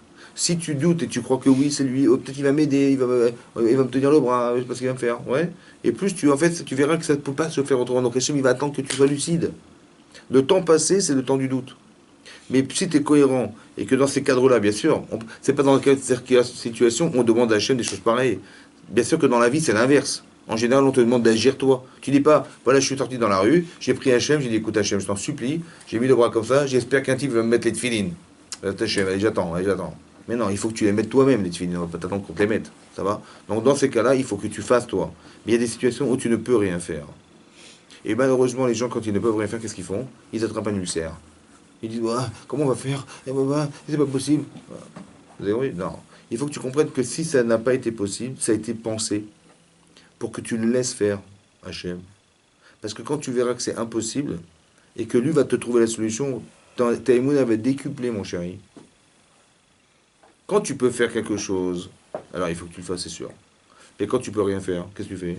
Tu dis, comment on va faire? Vous avez compris? Comment on arrive devant la mer Rouge? Bon, on sort d'Égypte, au bout de 3 jours, on a été libéré, pour Hachem, on est arrivé devant la mer Rouge. Alors on dit, on va camper là devant la mer Rouge. Bon, qu'est-ce qui se passe? Tout à coup, j'entends des galops, des chevaux derrière moi. Je dis, c'est qui ces chevaux-là? Et je me retourne et je vois l'armée égyptienne qui arrive derrière nous. Il faut qu'on se sauve. Mais où tu vas aller où? Devant toi, t'as la mer, à droite à gauche, c'est le désert, et derrière les Égyptiens qui arrivent. T'es pris en étau entre la mer et les Égyptiens, et qu'est-ce que tu fais? Alors il y a des gens qui ont dit, ils ont été voir Moshe Rabbeinu, ils ont dit, mais En Gvarim et Mitzraïm, il manquait des cercueils en Égypte, la Moutelou Bamidbar pour qu'on meure dans le désert.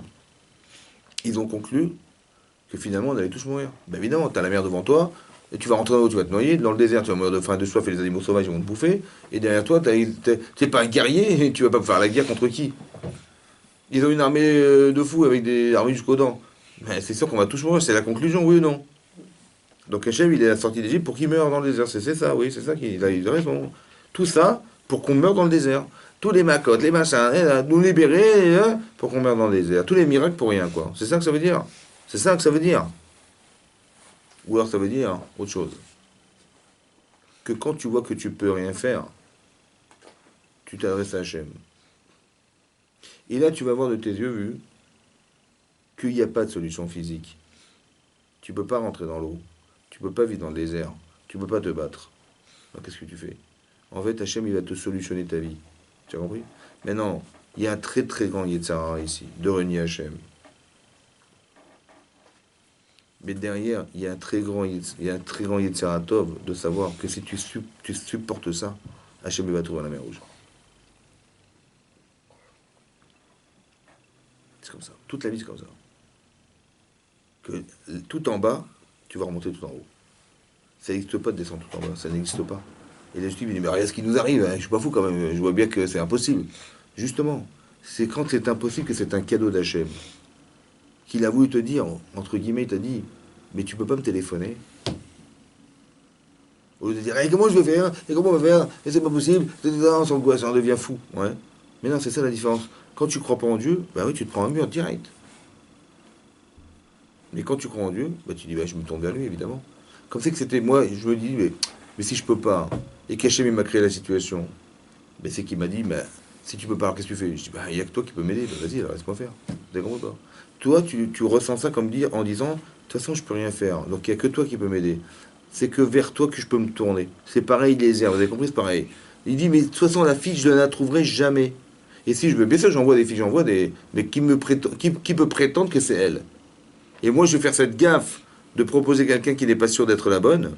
De shalom, non. Donc je me tourne vers toi, je me plie à ta volonté et je sais que c'est toi qui vas la trouver. Juste demande à Simon pour savoir que je lui demande à boire et à mes chameaux. Vous avez compris pas? Pourquoi il a demandé à boire et à ses chameaux? Pourquoi il a demandé les deux? Il cherchait quelqu'un de chesed, oui. Oui, non. Il a demandé, ça aurait pas suffi qu'il dise, écoute, si elle me propose de donner à boire à mes chameaux, c'est bon. Parce que, comment on appelle un chameau en hébreu? Hein? Un gamal. Gamal. C'est marqué qu'Avraham, oui, Avraham Avinu, oui, quand il a eu son fils, et au bout de 2 ans, Vaïgamel. C'est quoi Vaïgamel? Il était sevré, il a fait un grand michté gadol. Gamal, gamel. C'est marrant, Igamel, gamal, c'est la même racine. Pourquoi? Parce qu'un chameau, il va boire 100 litres d'eau. Il va être sevré, il peut rester comme ça sans boire pendant 1 semaine. Gamal, Igamel. Vous avez compris? Il va boire, il va être sevré, il peut rester 1 semaine sans boire, il est sevré. Igamel, Gamal. Et il avait combien de chameaux, Eliezer? 10. 10 fois 100, ça fait combien? Il a dit, si elle me donne à boire et à mes chameaux, c'est-à-dire 1 tonne d'eau, quoi. 1 tonne, une jeune fille, elle va prendre 1 tonne. Elle va dire 1 tonne. C'est bon, j'aurais prouvé ça. Mais déjà, si elle arrive à prendre 1 tonne d'eau, elle est vraiment de chesed, cette femme, ouais. Pourquoi il a dit donne-moi à boire? À moi et à mes chameaux. Si déjà donne 1 tonne, mais à des animaux, elle sert à boire à des animaux, mais à des êtres humains, a fortiori, non? Oui, non. Pourquoi il a dit qu'elle me donne à boire à moi? Je vais lui demander de me donner à boire, elle va accepter, et à mes chameaux. Mais pas besoin de donner à boire à toi, les chameaux, ça suffit. Pour mesurer l'abondance, le chesed de... 1 tonne d'eau, 1 tonne. Ah ouais. 1 tonne. Puis il n'était pas habitué à bosser. En plus, 1 tonne, c'est énorme, non? C'est déjà... Tu sais, Avraham Avinu, comment il est arrivé au chesed Avraham Avinu? Il a dit, c'est déjà noir. Il est sorti de l'arche de Noé grâce par le srout d'avoir donné à manger à des animaux, alors à des êtres humains, que le Sheken, et c'est ça qui s'occupe, c'est ça qui est déclencheur. Il a fait que le Sheken, a fortiori. Hein? Non, parce que c'est 1001 litres, c'est toujours mieux que 1000 litres. Évidemment. C'est toujours plus. C'est vrai. C'est vrai. À part ça, ça va? Non, Rachel. Dis comme ça. Dis-moi, Yanni, si tu es dans la rue, comme ça, et tu as une bouteille de Contrexéville dans la poche, ça va? Il y a un type qui fait du footing à Livry-Gargan. Ça fait 2 heures qu'il court, il est en sueur. Il te voit, il voit ta bouteille. Il dit bonjour monsieur, excusez-moi de vous demander pardon. Je peux boire de votre bouteille là, vraiment j'ai très très soif. Bon, bah, toi t'es gentil, hein. Tu lui tends ta bouteille. Il boit dans la bouteille, il boit jusqu'à la moitié de la bouteille, il te la rend. Ça va? Il est en sueur là, tu vois. Qu'est-ce que tu fais de la bouteille? Si je lui donnais, c'est. Hein? Si je lui... Pour qu'il la boive, quoi. J'ai compris, mais il reste la moitié maintenant. Ouais. Qu'est-ce que tu fais de la bouteille? Je lui laisse. Et quoi, tu me laisses pourquoi j'ai la gale? Il a encore soif. J'ai la gale? Il va encore courir 2 heures, peut-être. Attends, je sais pas, mais je suis malade. Hein? Bon. Alors qu'est-ce que tu fais alors? C'est honteux, tu me la donnes, c'est. Genre, tu t'en débarrasses quoi. T'oses pas boire derrière lui. Qu'est-ce que tu fais? Ah non, ça me dérange pas. Si tu la prends à la maison, il va dire attends, il me connaît pas, il prend la bouteille à la maison. Peut-être que je suis malade. Qu'est-ce que tu fais alors? Hein? Il la donne un chameau. Ah d'accord. Si elle me répond au chameau, c'est qu'elle est intelligente. Parce que les chameaux, c'est la solution à ne pas me faire honte. Ouais, elle est finie. Et elle a montré qu'elle n'est pas idiote. Elle est finie. Tu en pas. Il voulait une fille intelligente et chesed. Il fallait trouver ça hein, au chameau. Il dit je demande à boire et à mes chameaux. Pourquoi? Parce que la solution à ne pas faire honte et ne pas être idiote de prendre une bouteille en partant, c'est de trouver la solution, bah, c'est les chameaux. C'est ça qu'il a dit. C'est ça qu'il dit. Hein? C'est pas grave. Ah oui. La solution, si elle lui rend la bouteille, il va vraiment se dire attends, elle m'a pris pour qui? Si elle part avec, il dit mais comment elle est partie avec? Elle me connaît même pas, peut-être je suis malade. Il y a microbe. Là, qu'est-ce qu'il faut faire? Pour ne pas le vexer et pour parler de prise pour une idiote, Il ne pas boire. ben, c'est qu'elle donne au chameau. Non. C'est comme ça qu'il explique le Batalini. Maintenant, c'est quand même bizarre qu'il ait parlé de chesed, d'intelligence, mais pas d'Irat Shamaim. Comment ça se fait? Il n'a pas dit, mais pour Yitzhak, il faut une fille Irat Shamaim. Il n'a pas mentionné dans la prière. Il n'a pas prié pour ça. Si elle est très gentille, très serviable, mais elle fait pas cacher à la maison, elle fait pas Tarat Mishpara, elle fait pas Shabbat, elle fait rien du tout. Et c'est qui va faire avec quoi, Yitzhak? En plus, c'était tous des idolâtres hein, à l'époque. Parce que Bethuel, c'était des idolâtres. Donc, qu'est-ce qu'il espérait trouver, quoi? Au moins qu'il demande à Hachem, je t'en prie, au moins je sais qu'ils sont tous idolâtres, au moins une fille qui est un peu d'Irat Shamaim, qui est un peu réfléchie, qui a fait tchouva, j'en sais rien, moi. Même pas mentionné. Comment ça se fait? C'est important l'Irat Shamaim ou pas? Ben oui, c'est pas. La preuve que c'est important. Qu'à la fin de la Akedat Yitzhak, qu'est-ce qu'il a dit l'ange à Abraham? Il a dit Ata Yadarti, je sais maintenant que tu es Yiré Elohim Ata, tu es Yiré Shamaim. Quand Abraham il est parti voir Avimelech, il a dit à sa femme dis-leur que tu es ma sœur. Il a menti. Et après, quand Hachem il est venu en rêve chez Avimelech, il a dit mais touche pas cette femme, mais toi vadra. Ne fais rien. Je dis comment ça ne fait rien? Mais c'est la femme d'Abraham. Je dis ben, elle est mariée. Béoula de Baal, elle appartient à quelqu'un déjà. Il dit mais moi, attendez, moi, Gam Tzadik Tarog, Goy Tzadik Tarog, quoi, un peuple, une nation juste, tu vas tuer Hachem. Mais moi, il m'a dit que c'est sa sœur. Et moi, j'ai fait Bit Mimou, intimement, j'ai pensé que c'était vrai. Ça va? Il a dit Hachem, mais Abraham, il est Navi. C'est un prophète. Ouais, il a un avis surtout. Ouais. Et donc, il a dit, la Gemara dans ma côte dit qu'il est Chacham. Pourquoi il est Chacham? Parce que toi, soi-disant, toi tu dis, écoutez, moi, j'ai rien fait du tout. Hein. Je lui ai demandé, c'est sa sœur, il m'a dit oui, et je lui ai dit, ok, c'est bon. C'est bon. Je lui ai demandé qui allait, il m'a dit c'est sa sœur. La Gemara dit, dis-moi quand tu arrives chez quelque part, tu demandes aux gens c'est qui cette femme là? Abraham, il a dit, mais c'est quoi cette façon de se comporter? Maintenant, pourquoi il a menti?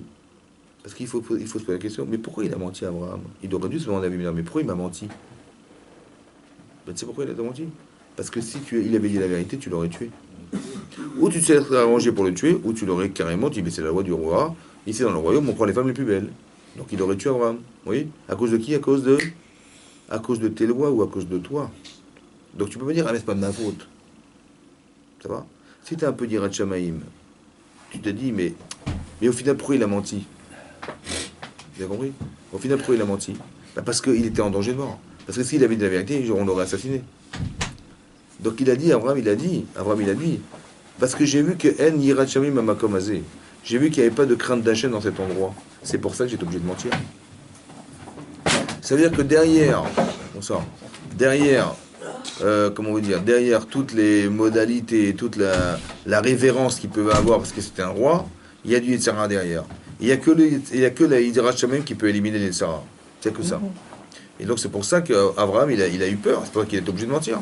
Parce que des gens, quand on peut dire Hachamim, ils vont pouvoir réfléchir. En se disant, d'un côté, peut-être qu'il est un peu d'irrationnel. D'un côté, tu as des intérêts personnels parce que de prendre la femme des autres, mais est-ce que tu as le droit de les tuer pour te procurer la femme des autres? Un peu d'Irat Shamaim. Donc j'ai vu qu'il n'y avait pas d'Irat Shamaim dans cet endroit. Donc c'était important l'Irat Shamaim. Et comment c'est qu'Eliezer, il n'a pas prié pour ça? Ah, on a vu que Irat Shamaim, on a vu que Abimelech, il a proposé ça.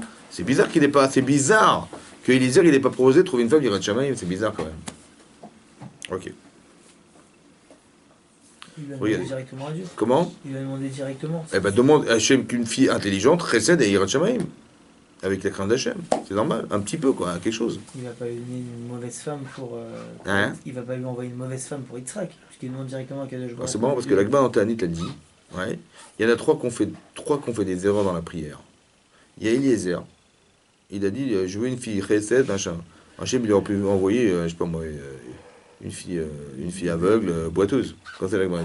Et malgré qu'il ait mal prié, Hachem lui a envoyé Rivka. Shaoul Ameler, il a dit celui qui gagne la guerre contre Goliath, je lui donne ma fille. Peut-être un Mamzer, il va gagner la guerre. Hachem il a donné quand même David Ameler. Et Yiftach Agil il a dit si je gagne la guerre, l'animal qui rentrera dans cette maison-là, je le sacrifierai pour Hachem. Et c'est sa fille qui est rentrée. Tu as compris? Il y a trois qui ont mal prié, et Hachem, à chaque fois, il a corrigé ou pas corrigé. Mais ça veut dire qu'il aurait dû bien prier. Il n'a pas prié comme il faut, tu vois. Il aurait dû prier. Il aurait dû demander tous les détails.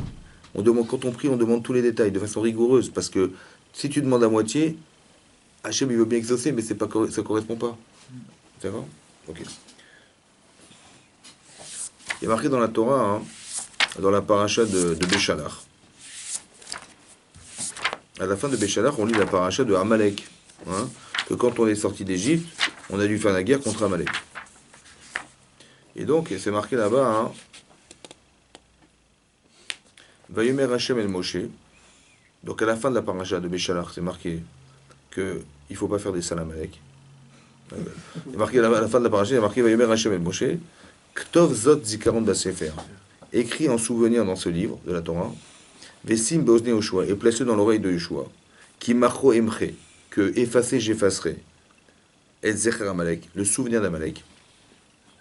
Mitachat Hashamaim dessous le ciel. Il ne faut plus qu'il y ait Amalek sur la terre. Vaïven Moshe Mizbeach. Et donc Moshe il a construit un hôtel. Vaïkra Shemo Hashem Nissi. Il a appelé Hashem Nissi. Hashem mon miracle. Vayomer Kiyad Al Keska. Kiyad, car sa main est sur le ciel, est sur le trône d'Hachem. Mais qu'est-ce, il manquait un aleph. Et quand il manque Vavke. Il a marqué que tant que Amalek sera existant sur la terre, il fera froid dans le Beth Midrash, il faudra fermer la porte. C'est ça qui est marqué là-bas. Vous avez senti le froid. Et donc c'est marqué que tant qu'Amalek sera vivant, le Kisei Kavod il ne sera pas complet. Et le nom d'Hachem ne sera pas complet. Michaman Hachem, Amalek Midordor. Donc il y aura une guerre contre Amalek de toute génération jusqu'à la fin des temps. Donc Amalek, pas terrible. C'est marqué dans la paracha de Zachor. Aussi, pareil, qu'il y a Mitzvah de détruire Amalek. Ok. Dans la paracha de Kitetse, là-bas, Kitetse, c'est marqué que. La paracha de Kitetse, c'est marqué comme ça.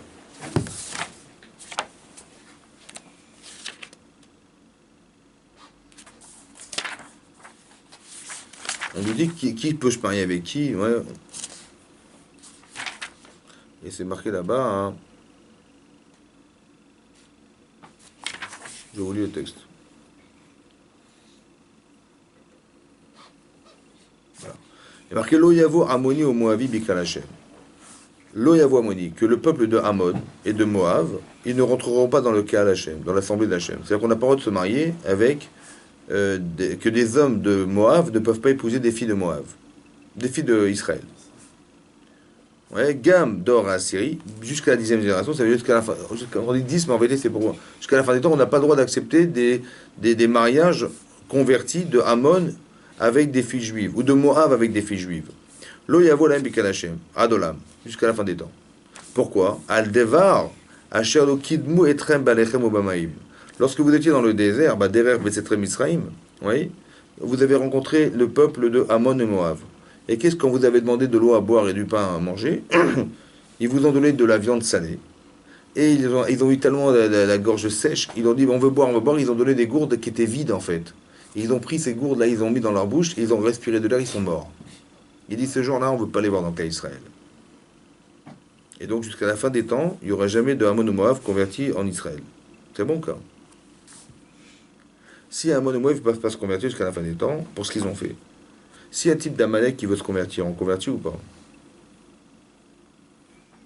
Il y a marqué Machot Imchez Sefer Amalek.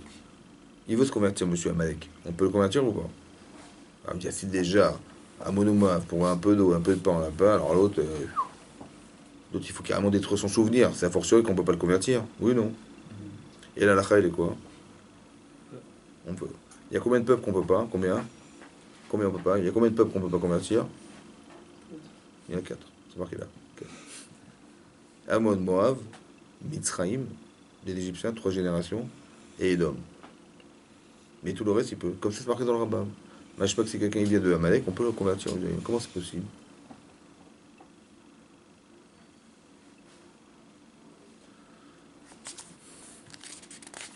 C'est marqué ici, la paracha d'Amalek. C'est marqué Zachor et Ashara Selecha Malamek. Souviens-toi de ce que tu as fait à Amalek dans le chemin. Betsesrem Mitzrem lorsque vous êtes sorti d'Égypte. C'est marqué Ashak Arecha Badere, Vizane Vecha Koneshara, Veata Aye Veagea. Toi, tu étais fatigué et assoiffé. Velo Yare Elokim. Qui c'est qui n'est pas qui est-ce qui ne craignait pas Dieu? Rachidi, Amalek. C'est Amalek qui ne craignait pas Dieu. Donc pourquoi Amalek en vérité il a fait tout ça? Parce qu'il ne craignait pas Hachem. Lui voulait casser la Hirat Shamaïm. Quand les Israéliens sont sortis d'Égypte, avec les miracles qu'il y a eu, la ouverture de la mer Rouge, ils ont vu tout le peuple, marqué Shamou, Amim, Yagazoun, tous les peuples du monde ont tremblé. Ils ont tous eu peur. Mais ils ont eu une Hirat Shamaïm incroyable. Qu'est-ce qu'il a fait Amalek? Il avait essayé de casser cette Hirat Shamaïm. Il a dit, mais non, c'est du hasard, c'est par hasard, ils ont eu de la chance. Il a voulu casser. Mais ça veut dire que parce qu'il a été manquant d'Hirat Shamaïm, qu'on veut les détruire. Mais s'il se convertit au judaïsme, il a retrouvé cette Hirat Shamaïm? Ouais. Mais par contre, Ammon ou Moab, ils n'ont pas de chesed. Ça veut dire comme ça. Pourquoi Eliezer, il a prié pour avoir une fille qui avait des qualités humaines et des midotes? Parce que quelqu'un qui a des qualités humaines, qui est bienveillant, qui a de la reconnaissance du bien, qui est bien éduqué, qui dit merci, alors cette personne, même si elle fait la d'Azara, elle pourra entrer dans la Torah. Parce qu'avec du bon sens, tu verras que la Torah lui parle. Mais quelqu'un qui est tordu dans sa vie, il va rencontrer des gens dans la rue, il va rencontrer des gens qui sont en train de mourir de faim et de soif, il ne veut même pas leur rendre service, au contraire, il va les tuer. C'est des midotes qui sont tellement mauvaises et d'égoïsme profond que ça ne se rentre pas dans le cas d'Israël. Où c'est marqué ça? C'est marqué que quand Eliezer, il est venu voir Abraham, il dit, mais j'ai ma fille, pourquoi tu ne prends pas ma fille? Elle est extraordinaire, ma fille, elle a une chamine de folie, pourquoi tu ne la prends pas pour ton fils Israël? Il a dit, tu sais quoi?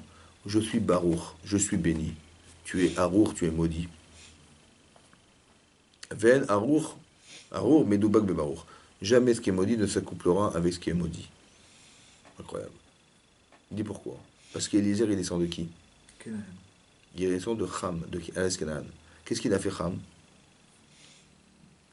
Il a marqué qu'il a vu la nudité de son père, Parashat Noir. Ouais. La Gemara Sanhedrin, elle dit, il y en a qui disent qu'il a castré son père carrément. Il y en a qui disent qu'il a eu une relation homosexuelle avec son père. Deux choses. Ouais. Qu'est-ce qu'il a dit son père quand il s'est arrivé le truc? Il a vu ça. Il a maudit sa 4e génération. Il a dit c'était La quatrième génération deviendra Eved Lechav. Ils vont être des Avadim, des esclaves. Pourquoi des esclaves? Parce que là-bas, la Gemara dit comme ça, dans Sanhedrin. Elle dit que, pourquoi quatrième génération? Parce que Eliezer, parce que Cham, il a dit comme ça. On est trois frères. Il y a eu le déluge. Ouais, le monde a été complètement détruit. Et donc, on est sorti de l'Arche de Noé. Et donc, le monde nous est ouvert à nous trois, nos trois frères. Donc, on a chacun un tiers du monde. Mais il a fait un calcul pareil. Il a dit, mais si mon père, il a un quatrième enfant, on risque d'être deux contre deux. Et deux contre deux, un jour, il y a eu Caïn et Abel. Ils se sont entretués, il y en a un qui a tout perdu. J'ai pas envie de tout perdre. Je préfère garder un tiers que d'essayer d'envisager de tout perdre. Alors, il a castré son père pour ne pas perdre. C'est ce que c'est ça? C'est Arour. C'est maudit. Ça veut dire que le type, il est d'un égoïsme profond. Tellement, il va castrer son père pour ne pas croire qu'il va perdre un jour un tiers dans le doute. Alors, est-ce qu'il a dit à son père, Noir? Il a dit, il faut que tu deviennes un Eved. Un Eved, c'est quoi un Eved? Un esclave. C'est qu'il va travailler pour les autres toute sa vie. Mashakana Eved Kanarabo. Tout ce qu'il va acquérir, ça appartient à son maître. Ça veut dire qu'il n'a rien pour lui. Combien il va falloir qu'il travaille sur lui-même pour arriver à changer sa nature d'égoïsme profond et d'arriver à faire qu'il soit au service des autres? C'est ça, Eved, jusqu'à la fin des temps. Il a dit, mais toi, Eliezer, tu descends de Cham. Ça veut dire que tes midotes, elles sont pas en adéquation avec nous. Nous, on est chesed, on est dans le bienfait, dans essayer d'aider les gens. Ouais. Et toi, c'est l'inverse. Tu es dans l'exploitation des situations. Pour toi. Vous comprenez ça? Il dit, on peut pas s'attacher. Ta fille, elle peut être une ratchamim comme ça, mais ils n'ont pas les midotes. Vous avez compris? C'est très important que quand il a prié Eliezer, il a dit, il faut qu'elle ait des qualités humaines. De chesed, profond. Tu vois? Parce que quelqu'un qui a des qualités humaines, il peut accepter la Torah. Même s'il n'est pas religieux. Mais quelqu'un qui est tordu, il va dire, mais la Torah, c'est moyenâgeux. Pourquoi? Parce que ça l'intéresse pas. Vous comprenez? C'est contre ses intérêts personnels. Quelqu'un qui est athée, c'est pas parce qu'il croit que la Torah est idiote. Il le pense vraiment, mais pourquoi il croit ça? Parce que ça le dérange d'être assujetti à quelqu'un d'autre qu'à lui-même. Ça le dérange de devoir suivre des règles qu'il n'a pas envie de suivre. Parce que c'est contre ses intérêts personnels, vous comprenez ou pas? C'est pour ça que quelqu'un qui est moucherat, quelqu'un qui est tordu dans sa vie, dans sa tête, il correspond pas à la Torah parce que c'est pas parce que la Torah est idiote, c'est parce que ça lui correspond pas. C'est pour ça qu'on ne convertit pas des gens pareils. On ne les fait pas rentrer dans Israël parce que c'est de par leur essence, il y a quelque chose de profondément ancré en eux qui est contraire aux valeurs de la Torah. Donc il y a une incompatibilité à se lier à ça. C'est pour ça qu'il a dit, mais on peut pas. Ta fille, elle est extraordinaire, mais de par le fond, ça ne correspond pas. Vous comprenez? C'est pour ça qu'on est en recherche de gens qui ont des qualités humaines. Nous, on est des rachmanim. On a pitié des gens. Ouais, l'Agma dans le Biavamot a dit que les Juifs, ils ont trois simanim. Il y a trois signes qui les distinguent. On est rachmanim, on a pitié des gens. On est gomle chassadim, on fait du bien autour de soi. Et on est bachinim, on a honte. La honte, c'est un repère. La honte, c'est un repère d'évolution personnelle. Si tu n'as pas honte, c'est que tu n'es pas évolué. Quelqu'un qui a des valeurs, il te dit, mais comment j'ai fait ça? C'est pas possible. Il a honte de lui. Mais pourquoi? En contraste avec ce qu'il a fait et par rapport à ce qu'il est, il est honteux. Vous comprenez ou pas? Mais si tu n'as pas honte, c'est que tu n'as rien construit dans ta vie. Tu dis à un type, mais pourquoi tu as fait ça hier? C'est quel problème? Il n'a pas honte. Pourquoi il n'a pas honte? Parce que la valeur qui correspond à ce qu'il aurait dû être, n'est pas présente chez lui, donc il n'est pas contredit par ça, donc il n'a pas honte. Donc d'être baïchan, d'avoir honte de soi, c'est d'être construit, et d'avoir des vraies valeurs, et quand on dérape, on dit, oh là, j'ai fait une gaffe. Mais comment tu sais? Parce que je sais ce que j'aurais dû faire, et je sais ce que j'ai fait. Et c'est contrastant, et ça, j'ai honte. Vous comprenez pas? Mais si on a honte, c'est qu'on a des valeurs. On est baïchanim, ça veut dire qu'on a des valeurs très profondes chez soi, et qu'on a irrité nos avotes, qui font que finalement, on se sent en décalage. Vous comprenez? C'est, vous voyez, un petit jeune aller sur sa moto avec son copain derrière, il cherche des petites vieilles pour leur arracher leur sac. C'est une part de ça, hein, c'est comme ça, il faut. Donc ils ont rien. Il dit, il y a quand même des scooters, où il voit des voitures, il casse la vitre, il prend le sac de sa voiture, c'est une belle part de ça, franchement, c'est une belle part de ça. Et tu dis, pourquoi tu fais ça? Il dit, alors? Et alors, qu'est-ce qu'il y a? Il faut bien gagner sa vie, non? Tu dis, t'as pas honte, ça va, t'as pas honte? Non. Il va tirer la vieille avec son sac, il va traîner avec la voiture de scooter, et il tire son sac, il le crasse par terre, il se barre avec. Je dis, mais c'est une vieille femme, la pauvre, tu ne l'as pas. Chacun sa part de ça, hein, c'est pas. Faut bien gagner sa vie, hein. Après, il n'a pas honte, il parle pas honte. C'est pourquoi? Parce qu'il n'est pas dans la souffrance de la vieille. Parce qu'il n'est pas, il a pas, il a jamais aidé une petite vieille dans la rue. Il ne sait pas ce que représente la difficulté d'être vieux. Donc il n'est pas en décalage. Il voit l'argent, il ne voit pas la personne. Baïchani, c'est-à-dire on a des valeurs qu'on a reçues en héritage de nos pères. Et la Gemara, elle explique là-bas que si quelqu'un il n'a pas ses midotes, c'est peut-être possible qu'il ne soit pas juif. Si vous, le Rambam il ramène que si quelqu'un il est très nerveux, genre il fait que des histoires tout le temps, Tamid, ou alors c'est qu'il y a peut-être des mamzerim dans la famille, il y a peut-être des choses incroyables, hein, c'est qu'il y a eu des mélanges qui viennent d'ailleurs et qui font que le type il a perdu ses valeurs. Comme c'est marqué la Gemara dit là-bas, dans Yevamot que les Givronim, qui étaient des gens convertis par Yoshua Binoun à l'époque de la sortie d'Égypte, ouais, un jour, ils sont venus voir David Ameler. Ils lui ont dit, écoute, Shaoul Ameler, il a tué 7 Givronim à la suite du... Parce que les Givronim, c'est des esclaves, ouais, à l'époque, juifs, ouais, qui étaient entretenus par les Kohanim. Mais quand David Ameler, il s'est réfugié chez les Kohanim, Shaoul Ameler, il a tué les Kohanim, qui entretenaient les Givronim à manger. Et donc, à la suite de ça, il y a des Givronim qui sont morts. Il y en a 7. Et quand David Ameler est devenu le roi officiel d'Israël, ils sont venus le voir, il a dit, écoute, tu nous donnes 7 Israélim contre 7 Givronim. Il a dit, mais j'ai pas compris, vous n'avez pas honte? Vous n'avez pas pitié? Il a dit, non, pourquoi? Il dit, alors c'est que vous n'êtes pas juif. Il a dit, tout de suite, on va pas se marier avec vous. Vous avez compris quoi? La Gemara a ramené cet exemple pour expliquer que quand on n'a pas ces midotes, c'est possible qu'il y ait un problème. Vous avez compris? Ça veut dire qu'on a des qualités humaines. C'est ça qui est révélateur du judaïsme. D'accord? Après, tu développes ta Veïrat Shamaïm. Mais l'essentiel, c'est tes midotes. C'est combien tu es valeureux, combien tu es engagé, combien tu aimes les gens, combien tu... À l'image d'Hachem, en fait, vous avez compris? C'est l'image d'Hachem. C'est comportons-nous l'image d'Hachem. Hachem, il n'a rien à gagner, il a tout à perdre. Mais nous, c'est pareil, on a tout à perdre. Quand tu donnes, tu perds. Tu n'as que la satisfaction de ce que tu donnes, mais tu perds, tu comprends? Et ça, c'est une valeur juive. Que tu donnes de ton temps, tu donnes ta passion, ton argent, tu donnes... Et qu'est-ce que tu gagnes? Tu gagnes que... Tu vois le résultat, la patience que tu as eue, elle a produit quelque chose. L'argent que tu as donné, il a servi à quelque chose. Pas de dire, ah non, ça m'a encore coûté, encore ça m'a coûté. Vous avez compris? Non. C'est que c'est la résultante que tu observes et pas ce que tu prères que tu observes. Et ça, c'est qui est juif. Pour ça qu'Eliezer, il a demandé à ce qu'elle ait des qualités humaines. Combien? Jusqu'à ce qu'elle soit prête à me donner la capacité à pouvoir donner à boire une tonne d'eau à ses chameaux. Et là, je vois qu'elle est vraiment, elle est chesed, c'est une femme de chesed, ça va? C'est la base. Et ça, c'est très important que ça soit compris et développé. Peut-être Hachem. Chazak ou Baruch. Merci beaucoup, Chazak. Sur peut-être juste faire un Kaddish, comme on est 10, on profite. Allez, Rabbi Hanan Yamekash Omer, Ratzak Avesh Baruch.